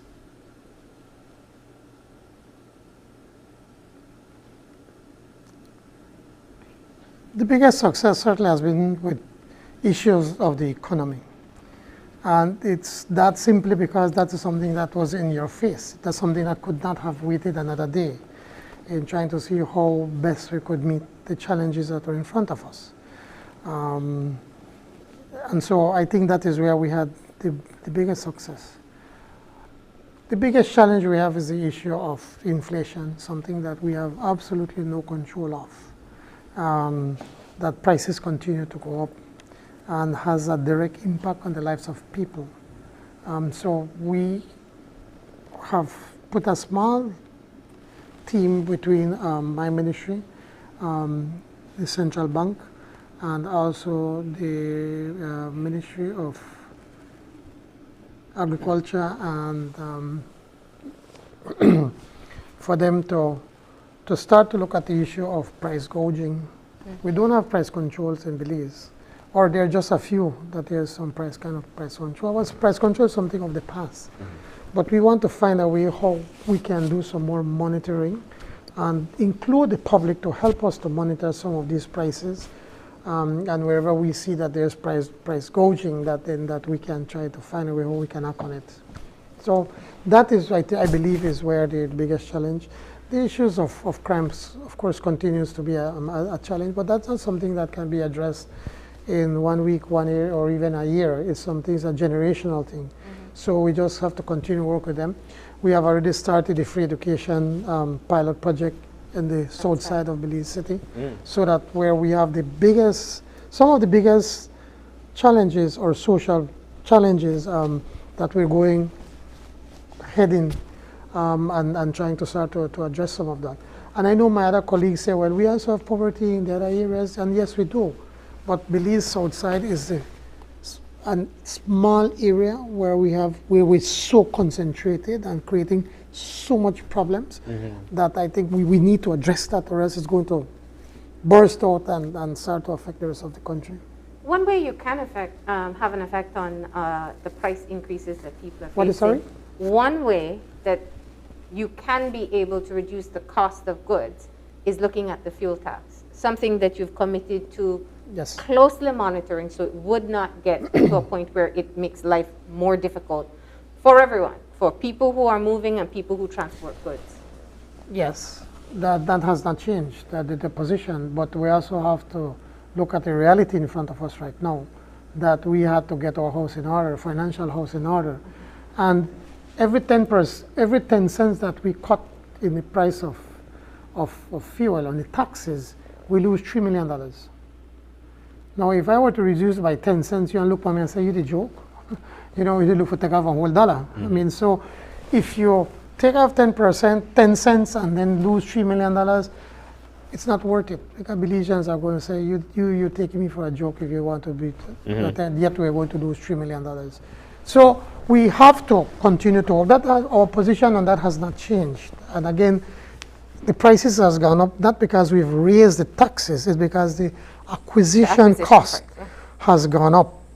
But again, the plan is that as the economy continues to grow, and we still continue to have a lot of plans in the BPOs, in agriculture, in the tourism sector, we believe that once we get to that point, then we'll be able to start to say, okay, let's remove $1 out of the taxes from fuel, as we continue the tightening up in the collections of revenues at customs, that continues to improve. Despite the fact that we're not at 2019 levels, the collections has gone up to the point at almost at 2019 levels. So these are small wins that we're doing and that people don't see. Do we have more to do at the Customs Department? Of course we do. More collection of GST? Of course we do. But the point is that we are going towards that goal. One of the things that in the last meeting that I had with the private sector and the Chamber of Commerce is the issue of tax reform. So I think it is something that we want to start to have the discussion sooner than later, sometime this year. I just have, let me throw in some politics here. Your good friend, Senator Perafit, I understand, is filling up your mailbox at the moment with inquiries regarding the bill for negotiating the blue bond. He has nothing to do, I guess. I guess he not got work, I guess. He only used to get work because he was in government. But that aside, he has the right to ask for it, and we have nothing to hide, and we are going to give him the information. You're going to send him the breakdown on how the money was spent? Yes. I announced it in the House. I mean, so it's not as if we are hiding anything. So he will get it. And he's been writing to you? I'm sorry? He's been continuously writing to you? I guess he's my new pen pal, I guess. I think everything has something of the past, no? But that's okay. I guess he's lonely, no? So that's all right. I received this question a while ago, and I just wanted to throw it out. It says for me to kindly ask the PM, when do they intend to appoint Justice Arana to Chief Justice from her acting post? Well, it's not a matter of appointing just any person. I mean, she is acting, and I think has done a very good job as the acting Chief Justice. But if the person, if you notice, the Attorney General has been talking of modernizing the whole court system, and so that finding a way how we can then put the Supreme Court and the Court of Appeals under one Chief Justice that would then manage both courts. It is something that has already been done, I think, in the Eastern Caribbean, I think in Trinidad, Barbados, and other countries. And so we've been working on that. She has been having her consultations, certainly with the bar and others, that will help us to be able to improve the way that we provide justice in the country. So before we make that appointment, we need to finish off these changes that we want to do to the court system that we believe is going to provide, to be able to provide better service to our citizens. Now, I want to touch on one final point for me. Yesterday, you had a meeting with your wife, Special Envoy Yes. Rosanna Briceño, along with representatives of key ministries Right. that are working with children. The children went back to school 2 weeks ago. People are always concerned about the children. Let's talk a bit about what decisions were made, or what are the plans being put in place, especially with that meeting yesterday. Well, I must tell you, I'm very proud of what Rosanna has been doing. She has been doing a stellar job. No fanfare, just hard work. And No she bias. has been For being a good husband, nonetheless. the good thing about saying the truth, you don't have to remember what you said, no? So, I mean, and she's been deep into the villages of Toledo, you know, and meeting women and talking to them about their challenges.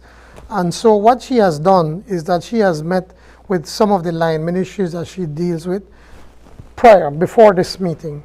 And she met with their CEOs and their technical people, heads of department, and to see what is the work that they're doing and how they can work together, and to ensure that also that there's not duplication of efforts within different ministries, which is something she said she found surprising, that there's a lot of duplication of efforts. So what she wanted to do was present her findings to these ministries, to Foreign Affairs, to Police, I think, or Agriculture, Home, Human Development, which was, I think there were about 6 or 7. There's education there, yeah. Of course, education, health was also there. And so she wanted to present her findings as to how she believes that they all can work together. For instance, what she found surprising when she was in Toledo, and she was meeting with these women, and they're talking about their problems. Minister Briceño, trying to support her, went into the meeting, and as soon as he got in, everybody got quiet. And after a few minutes, she realized that these women will not talk because a man is in the room, not the minister, but a man. Something for us culturally it's different. It's strange, And so then she had to tell, call Minister Briceño and Oscar and tell him, Minister, you think you could leave? So she apologized to him at the meeting yesterday.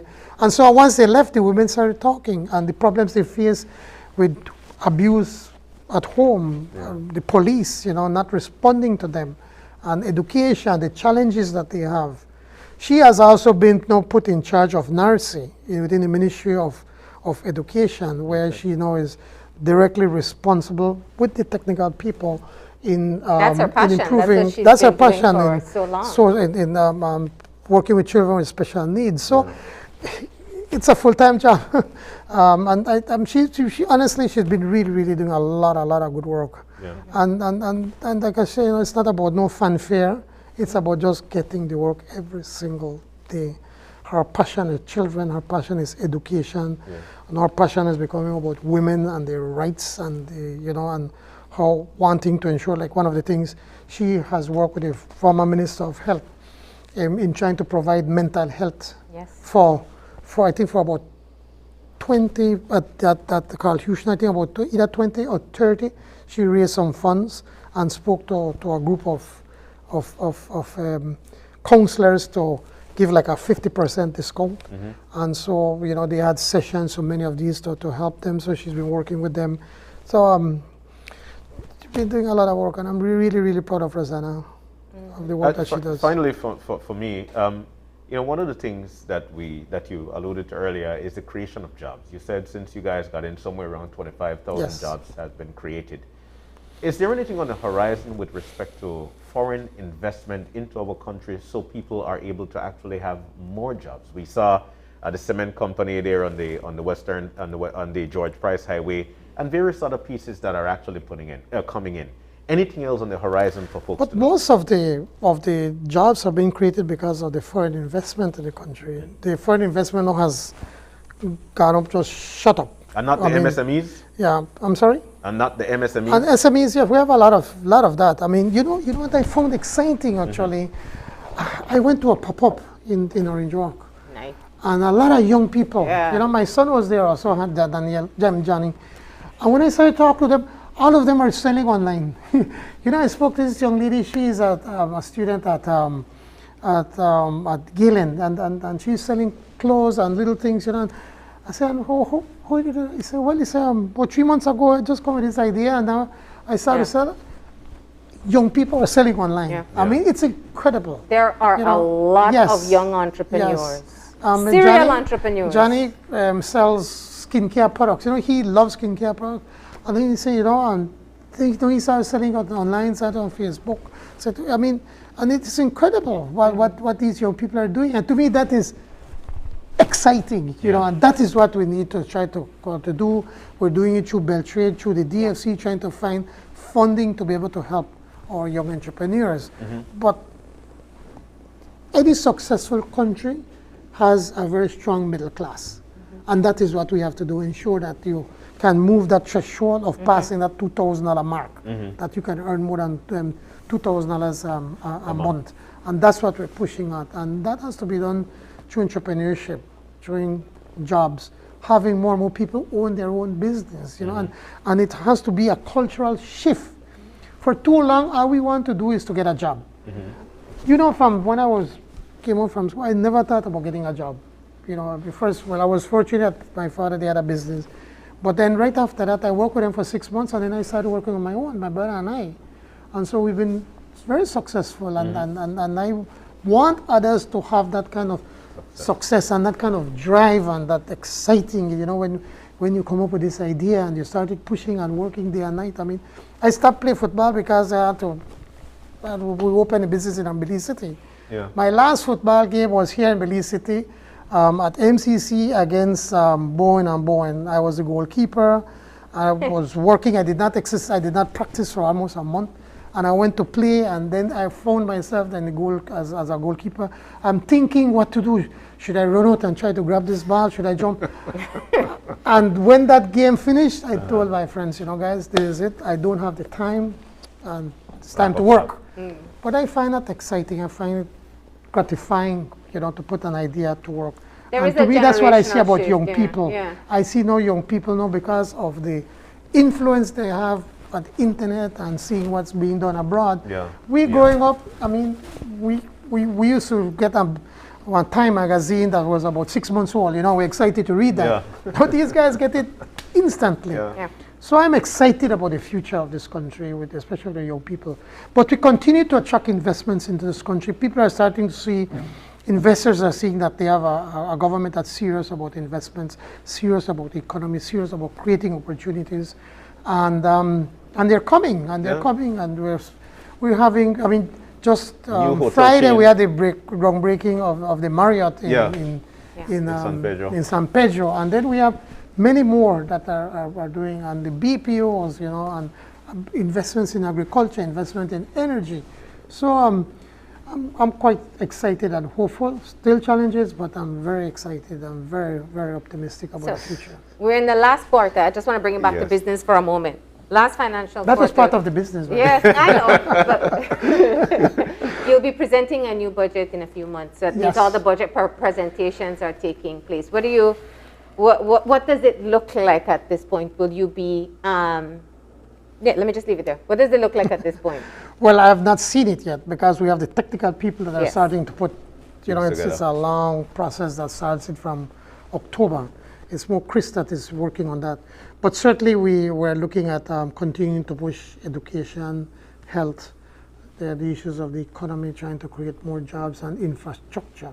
We have done incredible work in infrastructure, especially in rural roads, and that Minister Julius has been doing with Steve, with very little. You know that they left nothing. There was almost no equipment, literally no equipment in the Ministry of Works. I have no idea what these people are doing, but there was nothing countrywide. And so now we have to be rebuilding. And so we have to be reaching out to small contractors as opposed to giving it to one big contractor. We just spread it out so everybody have a little bit of work all over the country. So infrastructure work has to continue while we're starting the paving of the Northern Highway going up to Corozal, all onto the border. We're looking at getting we're looking at getting funding also to be able to upgrade the George Rice Highway. And if you remember, we renegotiated the Caracol Road, and we saved $25 million. Wow. We renegotiated the building of the Halova Bridge right here. We saved another $25 million. $50 million we just made a waste under the UDP government. So we need to continue to push these things. We need infrastructure, but we also have to make sure that, one, that we get value for money, and two, that we're not build to standards that we're not there yet. We have to build within our pockets. With a one driver, you know, as you're saying, with a one driver Rolls Royce, but right now, one good sturdy Toyota, good enough for us right now. And one final, I know you have to go. One final thing, former cabinet minister, Minister Holtz. There's an interview. Yes, I saw the interview. Yes, Melvin, my good friend Melvin. Melvin and I, we get along very well, and I'll have to go and visit him. But even when when I was leader of the opposition, we used to constantly talk, and I was also a good friend to his father. Before he died, I had him helping me, advising me in the forestry department, And I remember when he started about Chicle Compound Fresh, I remember the stories that his father used to tell me, how they, when they used to go out in the Chicle Compound. So Melvin was a part of that as a little kid. I must admire that man, that he can, you're coming to the end and just facing it like it's natural. It's not, it is natural, it's normal. Yeah. But still, we don't want to accept that, there's an end to everything. And, the man is smoking cigarette and drinking coffee, I mean, what a bit good way to go, So, you do what you like. Do what makes you happy. And I think he was an inspiration yesterday to see that he can face death, but yet with his wit and talking and admitting, I'm dying, but it's a part of life, where none of us are here to stay forever. So, man, we have to give it to him. Yeah. We have to give it to him. All right. Prime Minister, thank you. Thank you so very much for joining us this morning, and best of luck. Wishing you all the best. Well, it's for all of us, because if I do well, you also do well. So thanks so much, and again, and thanks for the support that you guys have continued to give us. And by support, it does not necessarily mean that you're singing praises, but that you're asking the right questions and the tough questions that needs to be answered. And I appreciate that, because if you start hearing that you are so great, you will start to believe it. So it's important to realize that thou art mortal, as what we are saying with Melvin. But I could assure you that that as the Prime Minister and as a leader of our government, and that our government continues to work hard, and we know that your challenge is ahead of us. We could still bump. God forbid a hurricane come. I mean, but I can assure you that, and I can assure the Belizean people, that we are continuing to work every single day to ensure that we can make life better for everyone. All right, thank you. We're about to take a break, and when we come back, you want to stick around for this, because this is all about tips on selecting the best insurance plans for your needs. We're going to talk about that when we come back.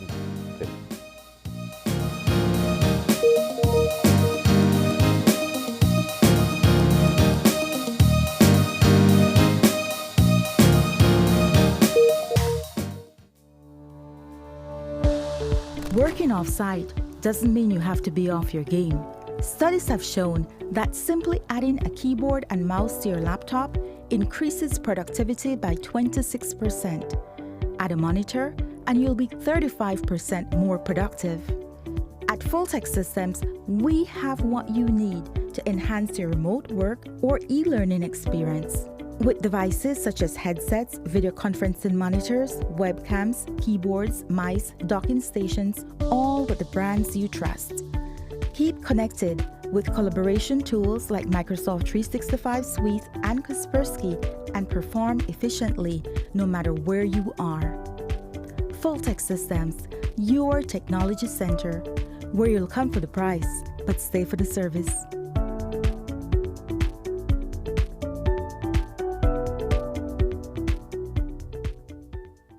Who offers the best mobile experience in Belize? You don't know? Well, the truth is, Digi, our national telecom, of course. Digi has the largest mobile LTE advanced network with over 96% countrywide coverage, offering the fastest mobile LTE data speeds at the most affordable rates with mobile plans that fit your lifestyle. The truth is, only Digi gives the ultimate mobile LTE experience. Visit your nearest Digi store to join the bigger, better network today. Digi, our national telecom. Visit us online at www.livedigi.com.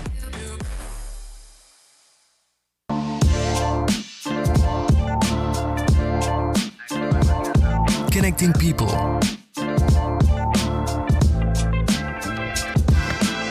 Creating memories. Hey guys, so here we are at the Glaze House Kitchen. I just prepared this amazing broccoli. Sharing a smile. Next Gen, the ultimate digital experience.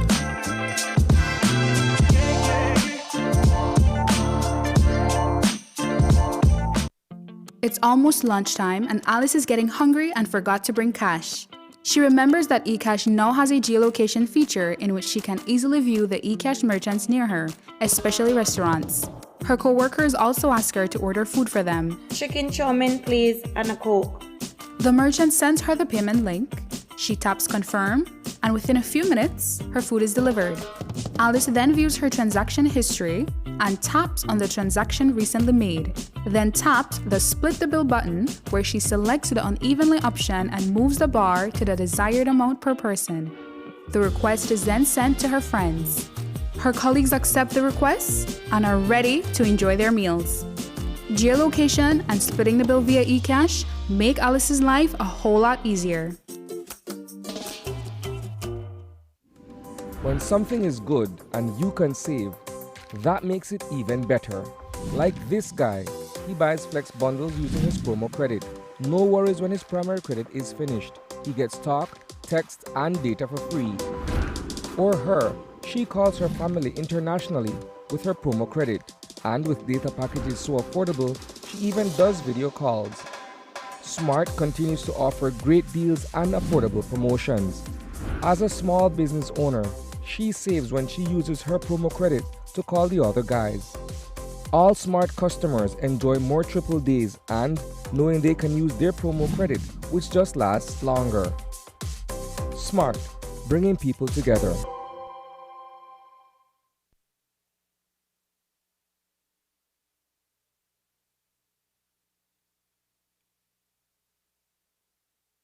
Whether you're at home, on the road, at work, or at school, if you see news happening or suspect that something might be up, call or text the Channel 5 News Belize tip line at 672-5555.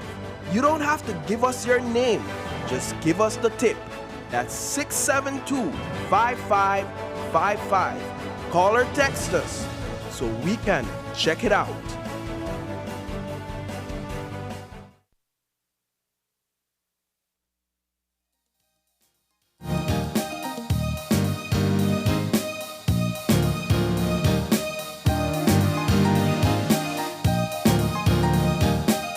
We're back. Welcome back to Open Your Eyes. We're now moving into our final segment for the morning. Now, this one is all about tips on selecting the best insurance plans for your needs. Marsha Gill, who is a senior financial advisor, is on with us. She's on the screen. Marsha, good morning. Good morning. How are you? We are doing great. You've got all the tips that we need, exactly where we'd like to start. Now, Marsha, you know, insurance, especially when it comes to your life insurance or insurance on a whole, for a lot of people, when it comes to getting rid of a bill, the first one, a lot of people would cut their insurance. Why is it important to have insurance? It's very important to have insurance for many reasons. And just a follow-up, since, you know, COVID is a hot topic, especially health insurance has been something that I think that persons now have appreciated the importance of having it in place, right? Because we all know that medical expenses can be very high. And we also know that when there is the absence of health insurance, it actually can result in loss of life and so forth. So I think that persons are coming to realize how important it is to have insurance on a whole. Yeah. So, and that was going to be my question. There are two schools of thought. There are people who think insurance is necessary, hopefully can afford it and pick a plan. And there are those who say, no, that's gonna, you know, it's an unnecessary spending. Who would you say are people who should consider the different insurance plans? Because you have life, you have health, you have, of course, the ones that are mandated, property, your vehicle. Yeah. But let's start with that. For people who are on the fence. Everybody should have insurance. For persons with life insurance, once you have a family or somebody that depends on you, you need to have life insurance. Because without it, families suffer, bills are left unpaid. So everybody that has anybody that is dependent on them needs to have life insurance in place. Okay. So That's one of the considerations. If I have a family and I want to leave them with something, a life insurance is something that will benefit them. For sure, most definitely. Now, if I've never considered it, that sounds like a really expensive thing to pay for. How do I choose what's best for me? Well, insurance is very affordable. For some reason, people think that it's expensive to have insurance. It can be affordable. And normally what we would do is to sit with a person, look at their budgeting, look at what they can afford, and then we would tailor something that would suit them. So it's not a one-size-fits-all. So everybody is at different stages. Everybody can afford something different. So really, it's what you can afford. Then we would recommend what would suit you at this stage. And Marlin, it doesn't mean that what you start with today will be what you will have forever, because it's actually encouraged that as you're able to upgrade and do more, that you do so. But you know, Marsha, I might be too, I could say, you know what, I'm too old to get insurance. You know, my premium might just be too high. Do you think that's the case? Yes, you are right in the sense that the older you are, the cost of insurance can be higher. Why is this? Because your risk is higher as you get older. So the costs will be higher. But again, you can then find a plan that would be affordable for you. For example, for an older person where budget is an issue, we might want to offer them a term insurance, right? Because the term insurance would be more affordable than, say, offering a cash value insurance. So as I said before, it all comes down to what the client can afford, right? That we will then recommend what would suit that particular situation. Yeah. Marlin, it did move into the various types, or some various types of insurance that we've got out there. But can you expand on it? What kind of insurance do we have out there? Okay, so we have life insurance, we have health insurance, there's critical illness coverage, we have endowment plans, we have pensions. So basically, we have services that come in line with person's financial planning. Okay, so there are different types of insurance that we offer. So I wanna dive into health insurance, because that's one of the things that perhaps you don't know you really need it until you need it. And so often we have people, I mean, healthcare can cripple a family's finances when things get really serious, whether it's cancer, a sudden, stroke, or something that that requires a lot of money to take care of, a serious surgery. Some people get stuck at even receiving treatment because they simply can't afford it. Let's talk about health insurance plans, how affordable they are, and who you recommend to get them. Okay, so health insurance can be accessed via a group. If you work with a company that offers health insurance, it's advisable to go on that plan, because the cost is usually lower, because in most cases the companies would subsidize the cost of the insurance. And I know that sometimes companies don't make it mandatory, so it's left up to the employee, to decide if they choose to go on the plan, and some might choose not. And unfortunately, in most cases, the ones who choose not to be on it are the ones who get afflicted with an illness. And everybody has to fundraise for them. So I say to persons, if your company is offering it as a benefit, do it. Jump on the plan. Yeah. Now, if you don't have access to a group coverage, then you could access it individually. And it can be very affordable, because there are things that we can do to manage the cost of an individual health insurance. So we can go with a low coverage, we can look at a higher deductible. So again, it comes back to working with the client and see what they're able to afford. But the important thing is to put it in place, because Marlene, even if you go with a high deductible, for example, a $1,000 or a $2,000 deductible, the chances are you can find $1,000 or $2,000 to come out of pocket. But if your expenses go to $5,000, $10,000, hundreds of thousands, how will you come up with that? Right? So it's important to have the insurance, because as you rightfully say, it's like a parachute. if you don't have it when you need it, then it won't matter after that. That's true. Right? And you also want to be able to get it at a time when you're still healthy. Yeah. Because if you wait until you're afflicted with a condition, then it becomes challenging to put it in place, right? So you want to do it as early as possible. And that's why when I speak to young people, I tell them, because, you know, young people have this myth that they're too young to be afflicted with certain illnesses. And gone are the days when we look at cancer and certain things and say they're old people diseases. They're young people, young children have been afflicted with these diseases. So I say persons, get it as early as you can. For parents, as soon as a child is born, put them on a plan, right? Because children can develop illnesses as well. So everybody needs to have health insurance and do it as early as possible. Yeah, yes, right. You know, and you're so right. You don't think about health insurance when you don't need it. So when you feel healthy, it's like, why would I spend on that? Yeah. But it makes a difference then. Because nobody dodges that health bullet. Nobody, there will come a time whereby sickness will set in. I don't about nobody, but I'm being honest here. But one of the things I wanted to get to, Marsh, that you mentioned is actually group insurance. When you talk about group insurance, you're talking about from an employee standpoint or work standpoint, or can families have group insurance? No, families can't have group insurance because there's certain characteristics that has to be in place to make it a group plan. So usually group plans are for companies, they're for associations, and a group, basically a grouping of people that come together with a specific goal. Okay. And it's usually registered. So a group of family members can come together and say, okay, we're going to form a family group plan. No. But what you can do in your family, you could have a plan and have your spouse and your children covered under one plan. So that is called a family plan, not a group plan. Okay. Yeah, yeah.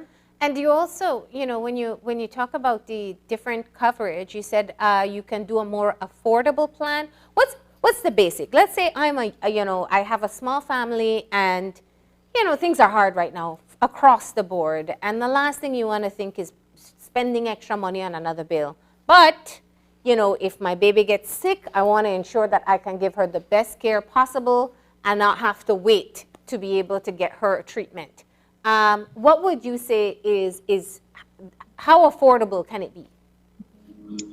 A plan, Marlin, can run for a health plan that covers a family, can run as low as under $200 monthly.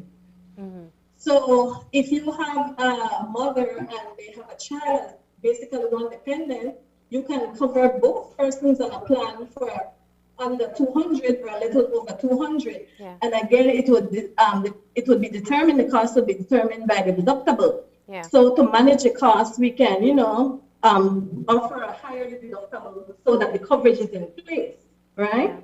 Yeah. You know, there's a way. Once persons are interested, we work with them to basically, because we feel that everybody needs to have insurance because people die every day because they don't have access to the best health care. And I mean, something small, like I had an incident recently, somebody mentioned to me, somebody has COVID, and I think that with this new variant where people are saying, people are not dying, people might not be dying, but they're being hospitalized. So I had an incident where somebody mentioned recently he had COVID and he was hospitalized one night and his bill was $8,000. Wow. So we're not dying from it, but we are getting treatment because sometimes people have infection due to the COVID, you know? So, I mean, it's not cheap. You can go and do an MRI and $2,000. Who walks around with $2,000 to pay for an MRI? Yeah. You know? Even with things like cancer. I mean, I'm not talking cancer treatment. I'm talking like detecting it. The cost of a biopsy is expensive. The people who have something that needs to be checked and they're asking for help. So these are some of the things that we know you don't expect them, but you can plan for them. Now, we had a economics professor, Dr. Albert Williams, on the show a few weeks back. And he talked about the situation in Belize and financial planning. And one of the things he said is that people need to buy insurance. You need to get insurance because that is a protection for you. And so that's part of the conversation we're having today. Marsha, have you seen a growing interest from people? Is insurance something for just, the wealthy people who can afford it, or are you seeing more people trying to get some protection? I do see, I must say, Marlene, that I'm very encouraged by the younger people. And I think that I would want to say because of the education, that I find my young persons are more receptive when we speak about insurance. And, they are going to school, they are going further in terms of their education. And so they know about these things when they study. So when I meet with them and I introduce these things, I have some of them very surprised. Like, for example, when I speak about endowment plans, they were like, Miss Gill, I didn't know that, we can get something like this in Belize. So it comes down to education.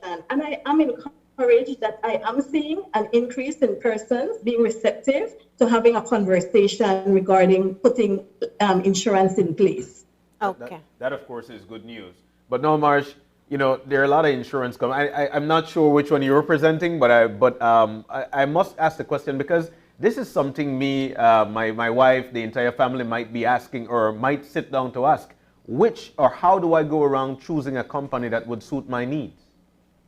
Well, you want to do some research on the company because remember, it's an intangible that we offer. And until you are in a position where you want to make a claim or access the service, then you really see, what you've been paying for. So you want to look at the company, the history of the company, how long they have been in business, what are their reputation in terms of paying claims, So those are some of the things you would want to find out. Have conversations with persons who have insurance in place and ask them what is their experience, because I find that sometimes persons who don't have insurance are the ones who always have a lot to say. And in most cases, the information that they share is inaccurate. Yeah. So you want to speak with persons who have insurance in place and have experienced the benefits of what we offer. Yeah, absolutely. And let's talk about other forms of insurance that's available. I know a lot of people don't know it, but you can get renter's protection. In other words, sometimes you don't own the home, so you don't have protection for everything. But if I'm renting and something happens, I could get protection for my property. Wow. Is this so? Yeah. Yes, you can. Can you imagine furnishing your whole house all over again? Yeah, there you go. So what you're referring to, Marlene, is what we call contents insurance. Yes. And persons think that they have to be homeowners to be able to access this type of insurance. But as you rightfully say, even if you're renting a property, you can insure your contents. The house might not be yours, but the contents are for you. Yeah. So you're able to cover your items in that you have in your house. If you have an office, you can, and you're renting as well, you can cover the contents. So that is what is referred to as contents insurance, and it's a very affordable form of insurance as well. Wow. Yeah. What does it protect you from? Perils, fire, floods, hurricane, basically the same things that would cover the house itself, covers the contents. Wow. Yes. So that's also another one I know people are less aware of. What else would you say that people should consider? I think endowment plans are an excellent plans for persons to access as well. Endowment plans? Yes. Endowment plans, those are excellent plans because the focus on endowments is really savings. It's really planning and putting aside so that you know what you will have.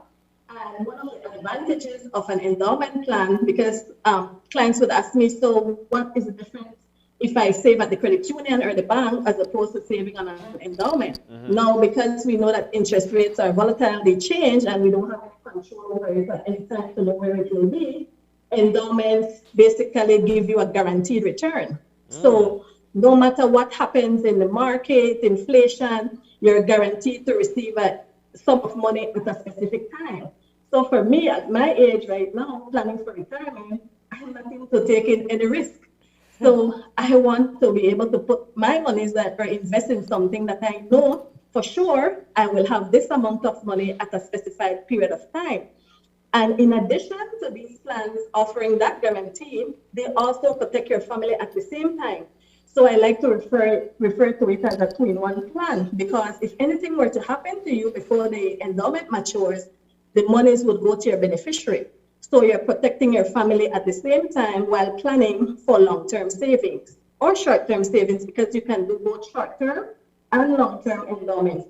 So those are excellent plans, and I find that persons, even when they approach for life insurance and I would expose them to the benefits of endowment, in most cases they go with the endowment plan because it does what the life insurance will do, and in addition provide them with a savings fund. Yeah. So that has been something, it's new to the market because it has been introduced for a few years now, but it's really, really, really an excellent plan. Wow. These are eye-opening situations for me. A lot of people hear about insurance indeed and don't know exactly the benefits of it and why they should have it indeed. But I'm so glad that you actually broke down, especially for me, how you go around choosing the company that you want. Today with technology, is it advisable that I walk into the company to find out what's next, or do I go online and I find out the information that I need? You can go online because most companies now have moved. Everything is virtual now. So all the information about the company you can definitely access online. You could call an agent on the phone. So you don't necessarily have to come. As a matter of fact, having the interview is done virtually as well. So all the information that you need, you can get without coming into an office.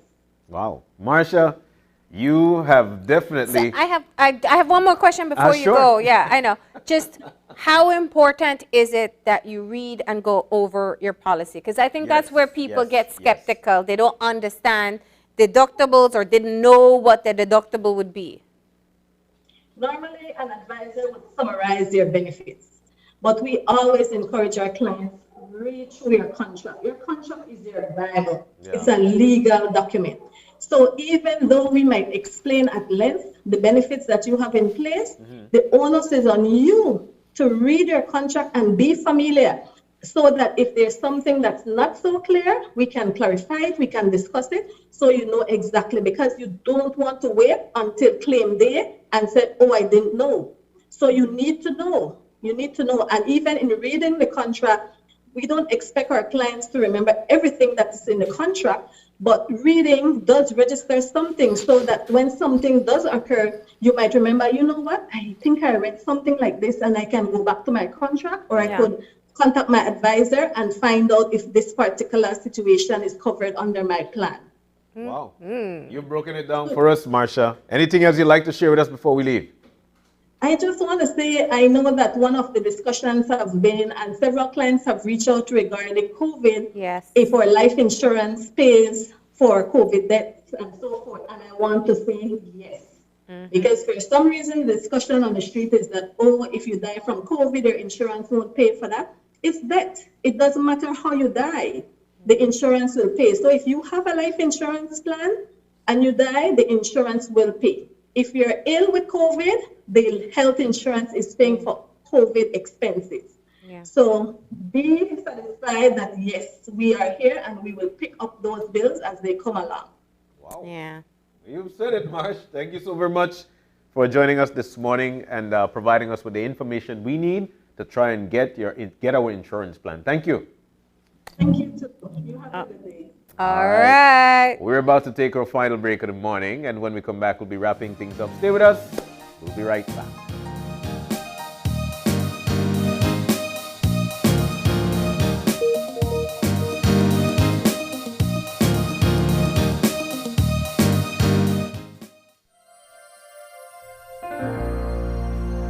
Hello, friends. This is Dr. Bob Roberts with another 60-second sermon from God's Word.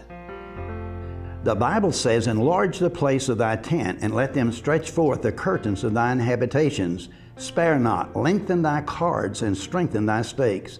While the idea here is of a tent with a covering and poles and stakes and ropes that secure it, the meaning is much more significant. The illustration is a challenge to the church to go beyond its four walls and to enlarge and expand its vision to embrace the world. Too often the church remains comfortable instead of challenged, and selfish instead of sacrificial. The church must spare not or be stingy or greedy in reaching the world with a message of hope. In October of 1792, the Missionary Society was formed in the home of Andrew Fuller for the purpose of missions. For the next 21 years, Fuller served as a leader of this organization, raising funds, writing periodicals, recruiting missionaries, and sending personal letters to those on the front lines. He fulfilled his promise to the great missionary William Carey, who upon his trip to the unknown world of India looked at the small band of brothers around him and said, "Well, I will go down in the well if you will hold the rope." Andrew Fuller held the rope. Suffering the loss of his first wife and 8 of their 11 children, Fuller persevered in the midst of severe affliction and overwhelming responsibilities. He longed for unreached peoples to hear the gospel. People often wonder how we can stay on television without soliciting contributions. I can tell you, I have fellow Christians at home in the States who are holding the rope while we are seeking to lengthen the lifeline. Today's 60-second sermon has been presented by Christian Foundations of Faith in cooperation with the Baptist churches in your area. It's a fact that your credit lasts longer when using Smart. During these times, we're all trying to find ways to cut costs and save the little resources we have. With Smart, it's easy to do that. It's a fact that with Smart, your credit lasts longer. You can call Smart to Smart and Smart to Digi using your promo credit. While with the other guy, you can only call on-net, Digi, or BTL numbers. What does this mean? You get to call any national number using your promo credit. Your promo credit is free, so that call is also free. Know your facts. Don't be tricked by the other guy. Be smart and save your dollars.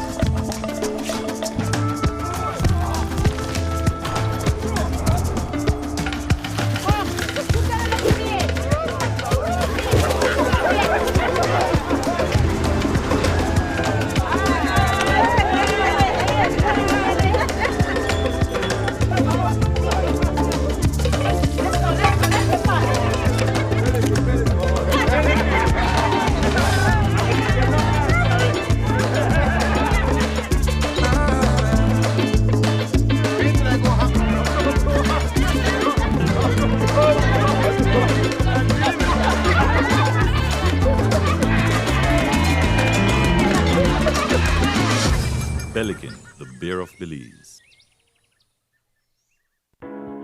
Imagine going through your entire day without the burden and risk of carrying cash on you. Belize's shift to digital wallets has begun with eCash. We can now skip the cash when collecting money or paying for our essentials, all while using a fast, easy, and secure platform.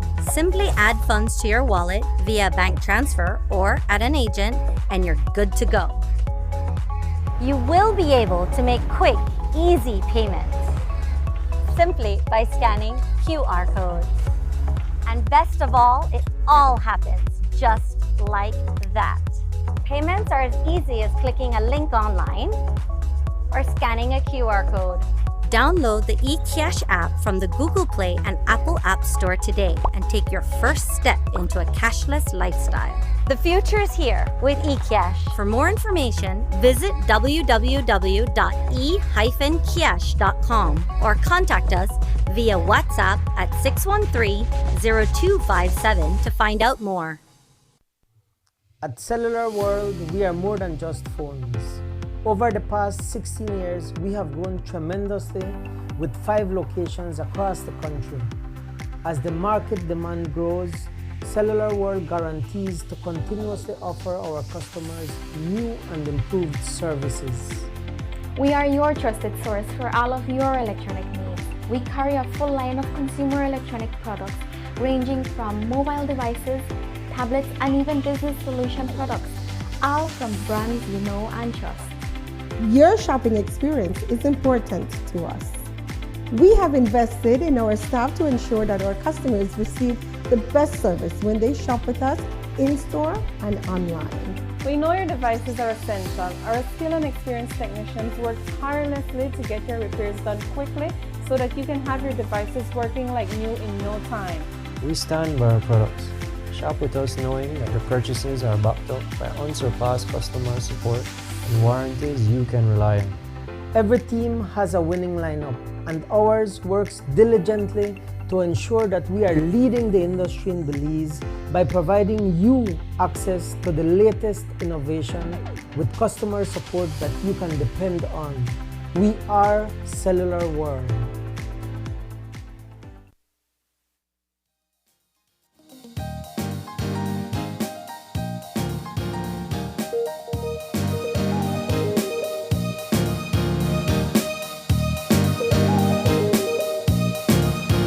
And we're back. And just like that, Marlin, we have come to the end of our show for today. We're so thankful that you've joined us. We were joined earlier this morning for 2 segments. As a matter of fact, for one lengthy segment with the Prime Minister of Belize, the Honorable John Briceño, breaking down for us what his cabinet is doing and what they've got coming up next or planned in the near future. So we're so thankful for having the PM in this morning with us. And also, we want to thank Marcia Gill. Marcia is a senior financial advisor, MQ Financials, and she talked to us about whether or not you need insurance, what type of insurance you can get, and how it helps to protect you. It's such an important conversation, John. I know a lot of people are skeptical or perhaps just decide that they can't afford it when they can be able to get plans that work best for them. And it is very important, like you mentioned. These things are questions that you must ask within your household and try to get on a plan. Remember, it saves you a lot of money in the longer run. All right, so we're so thankful to Marcia as well.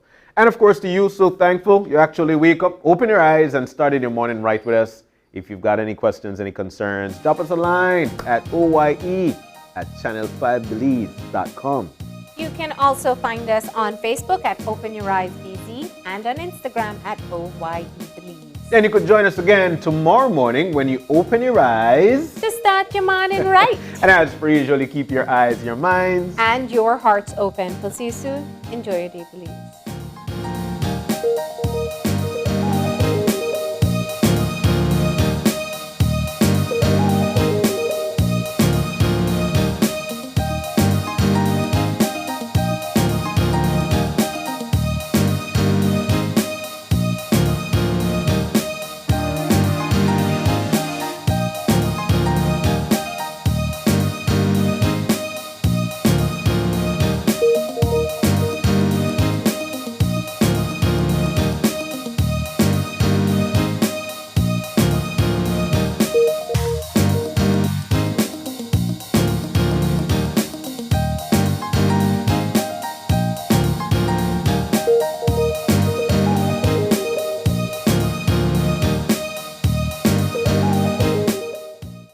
Open Your Eyes was brought to you by the Belize Bank.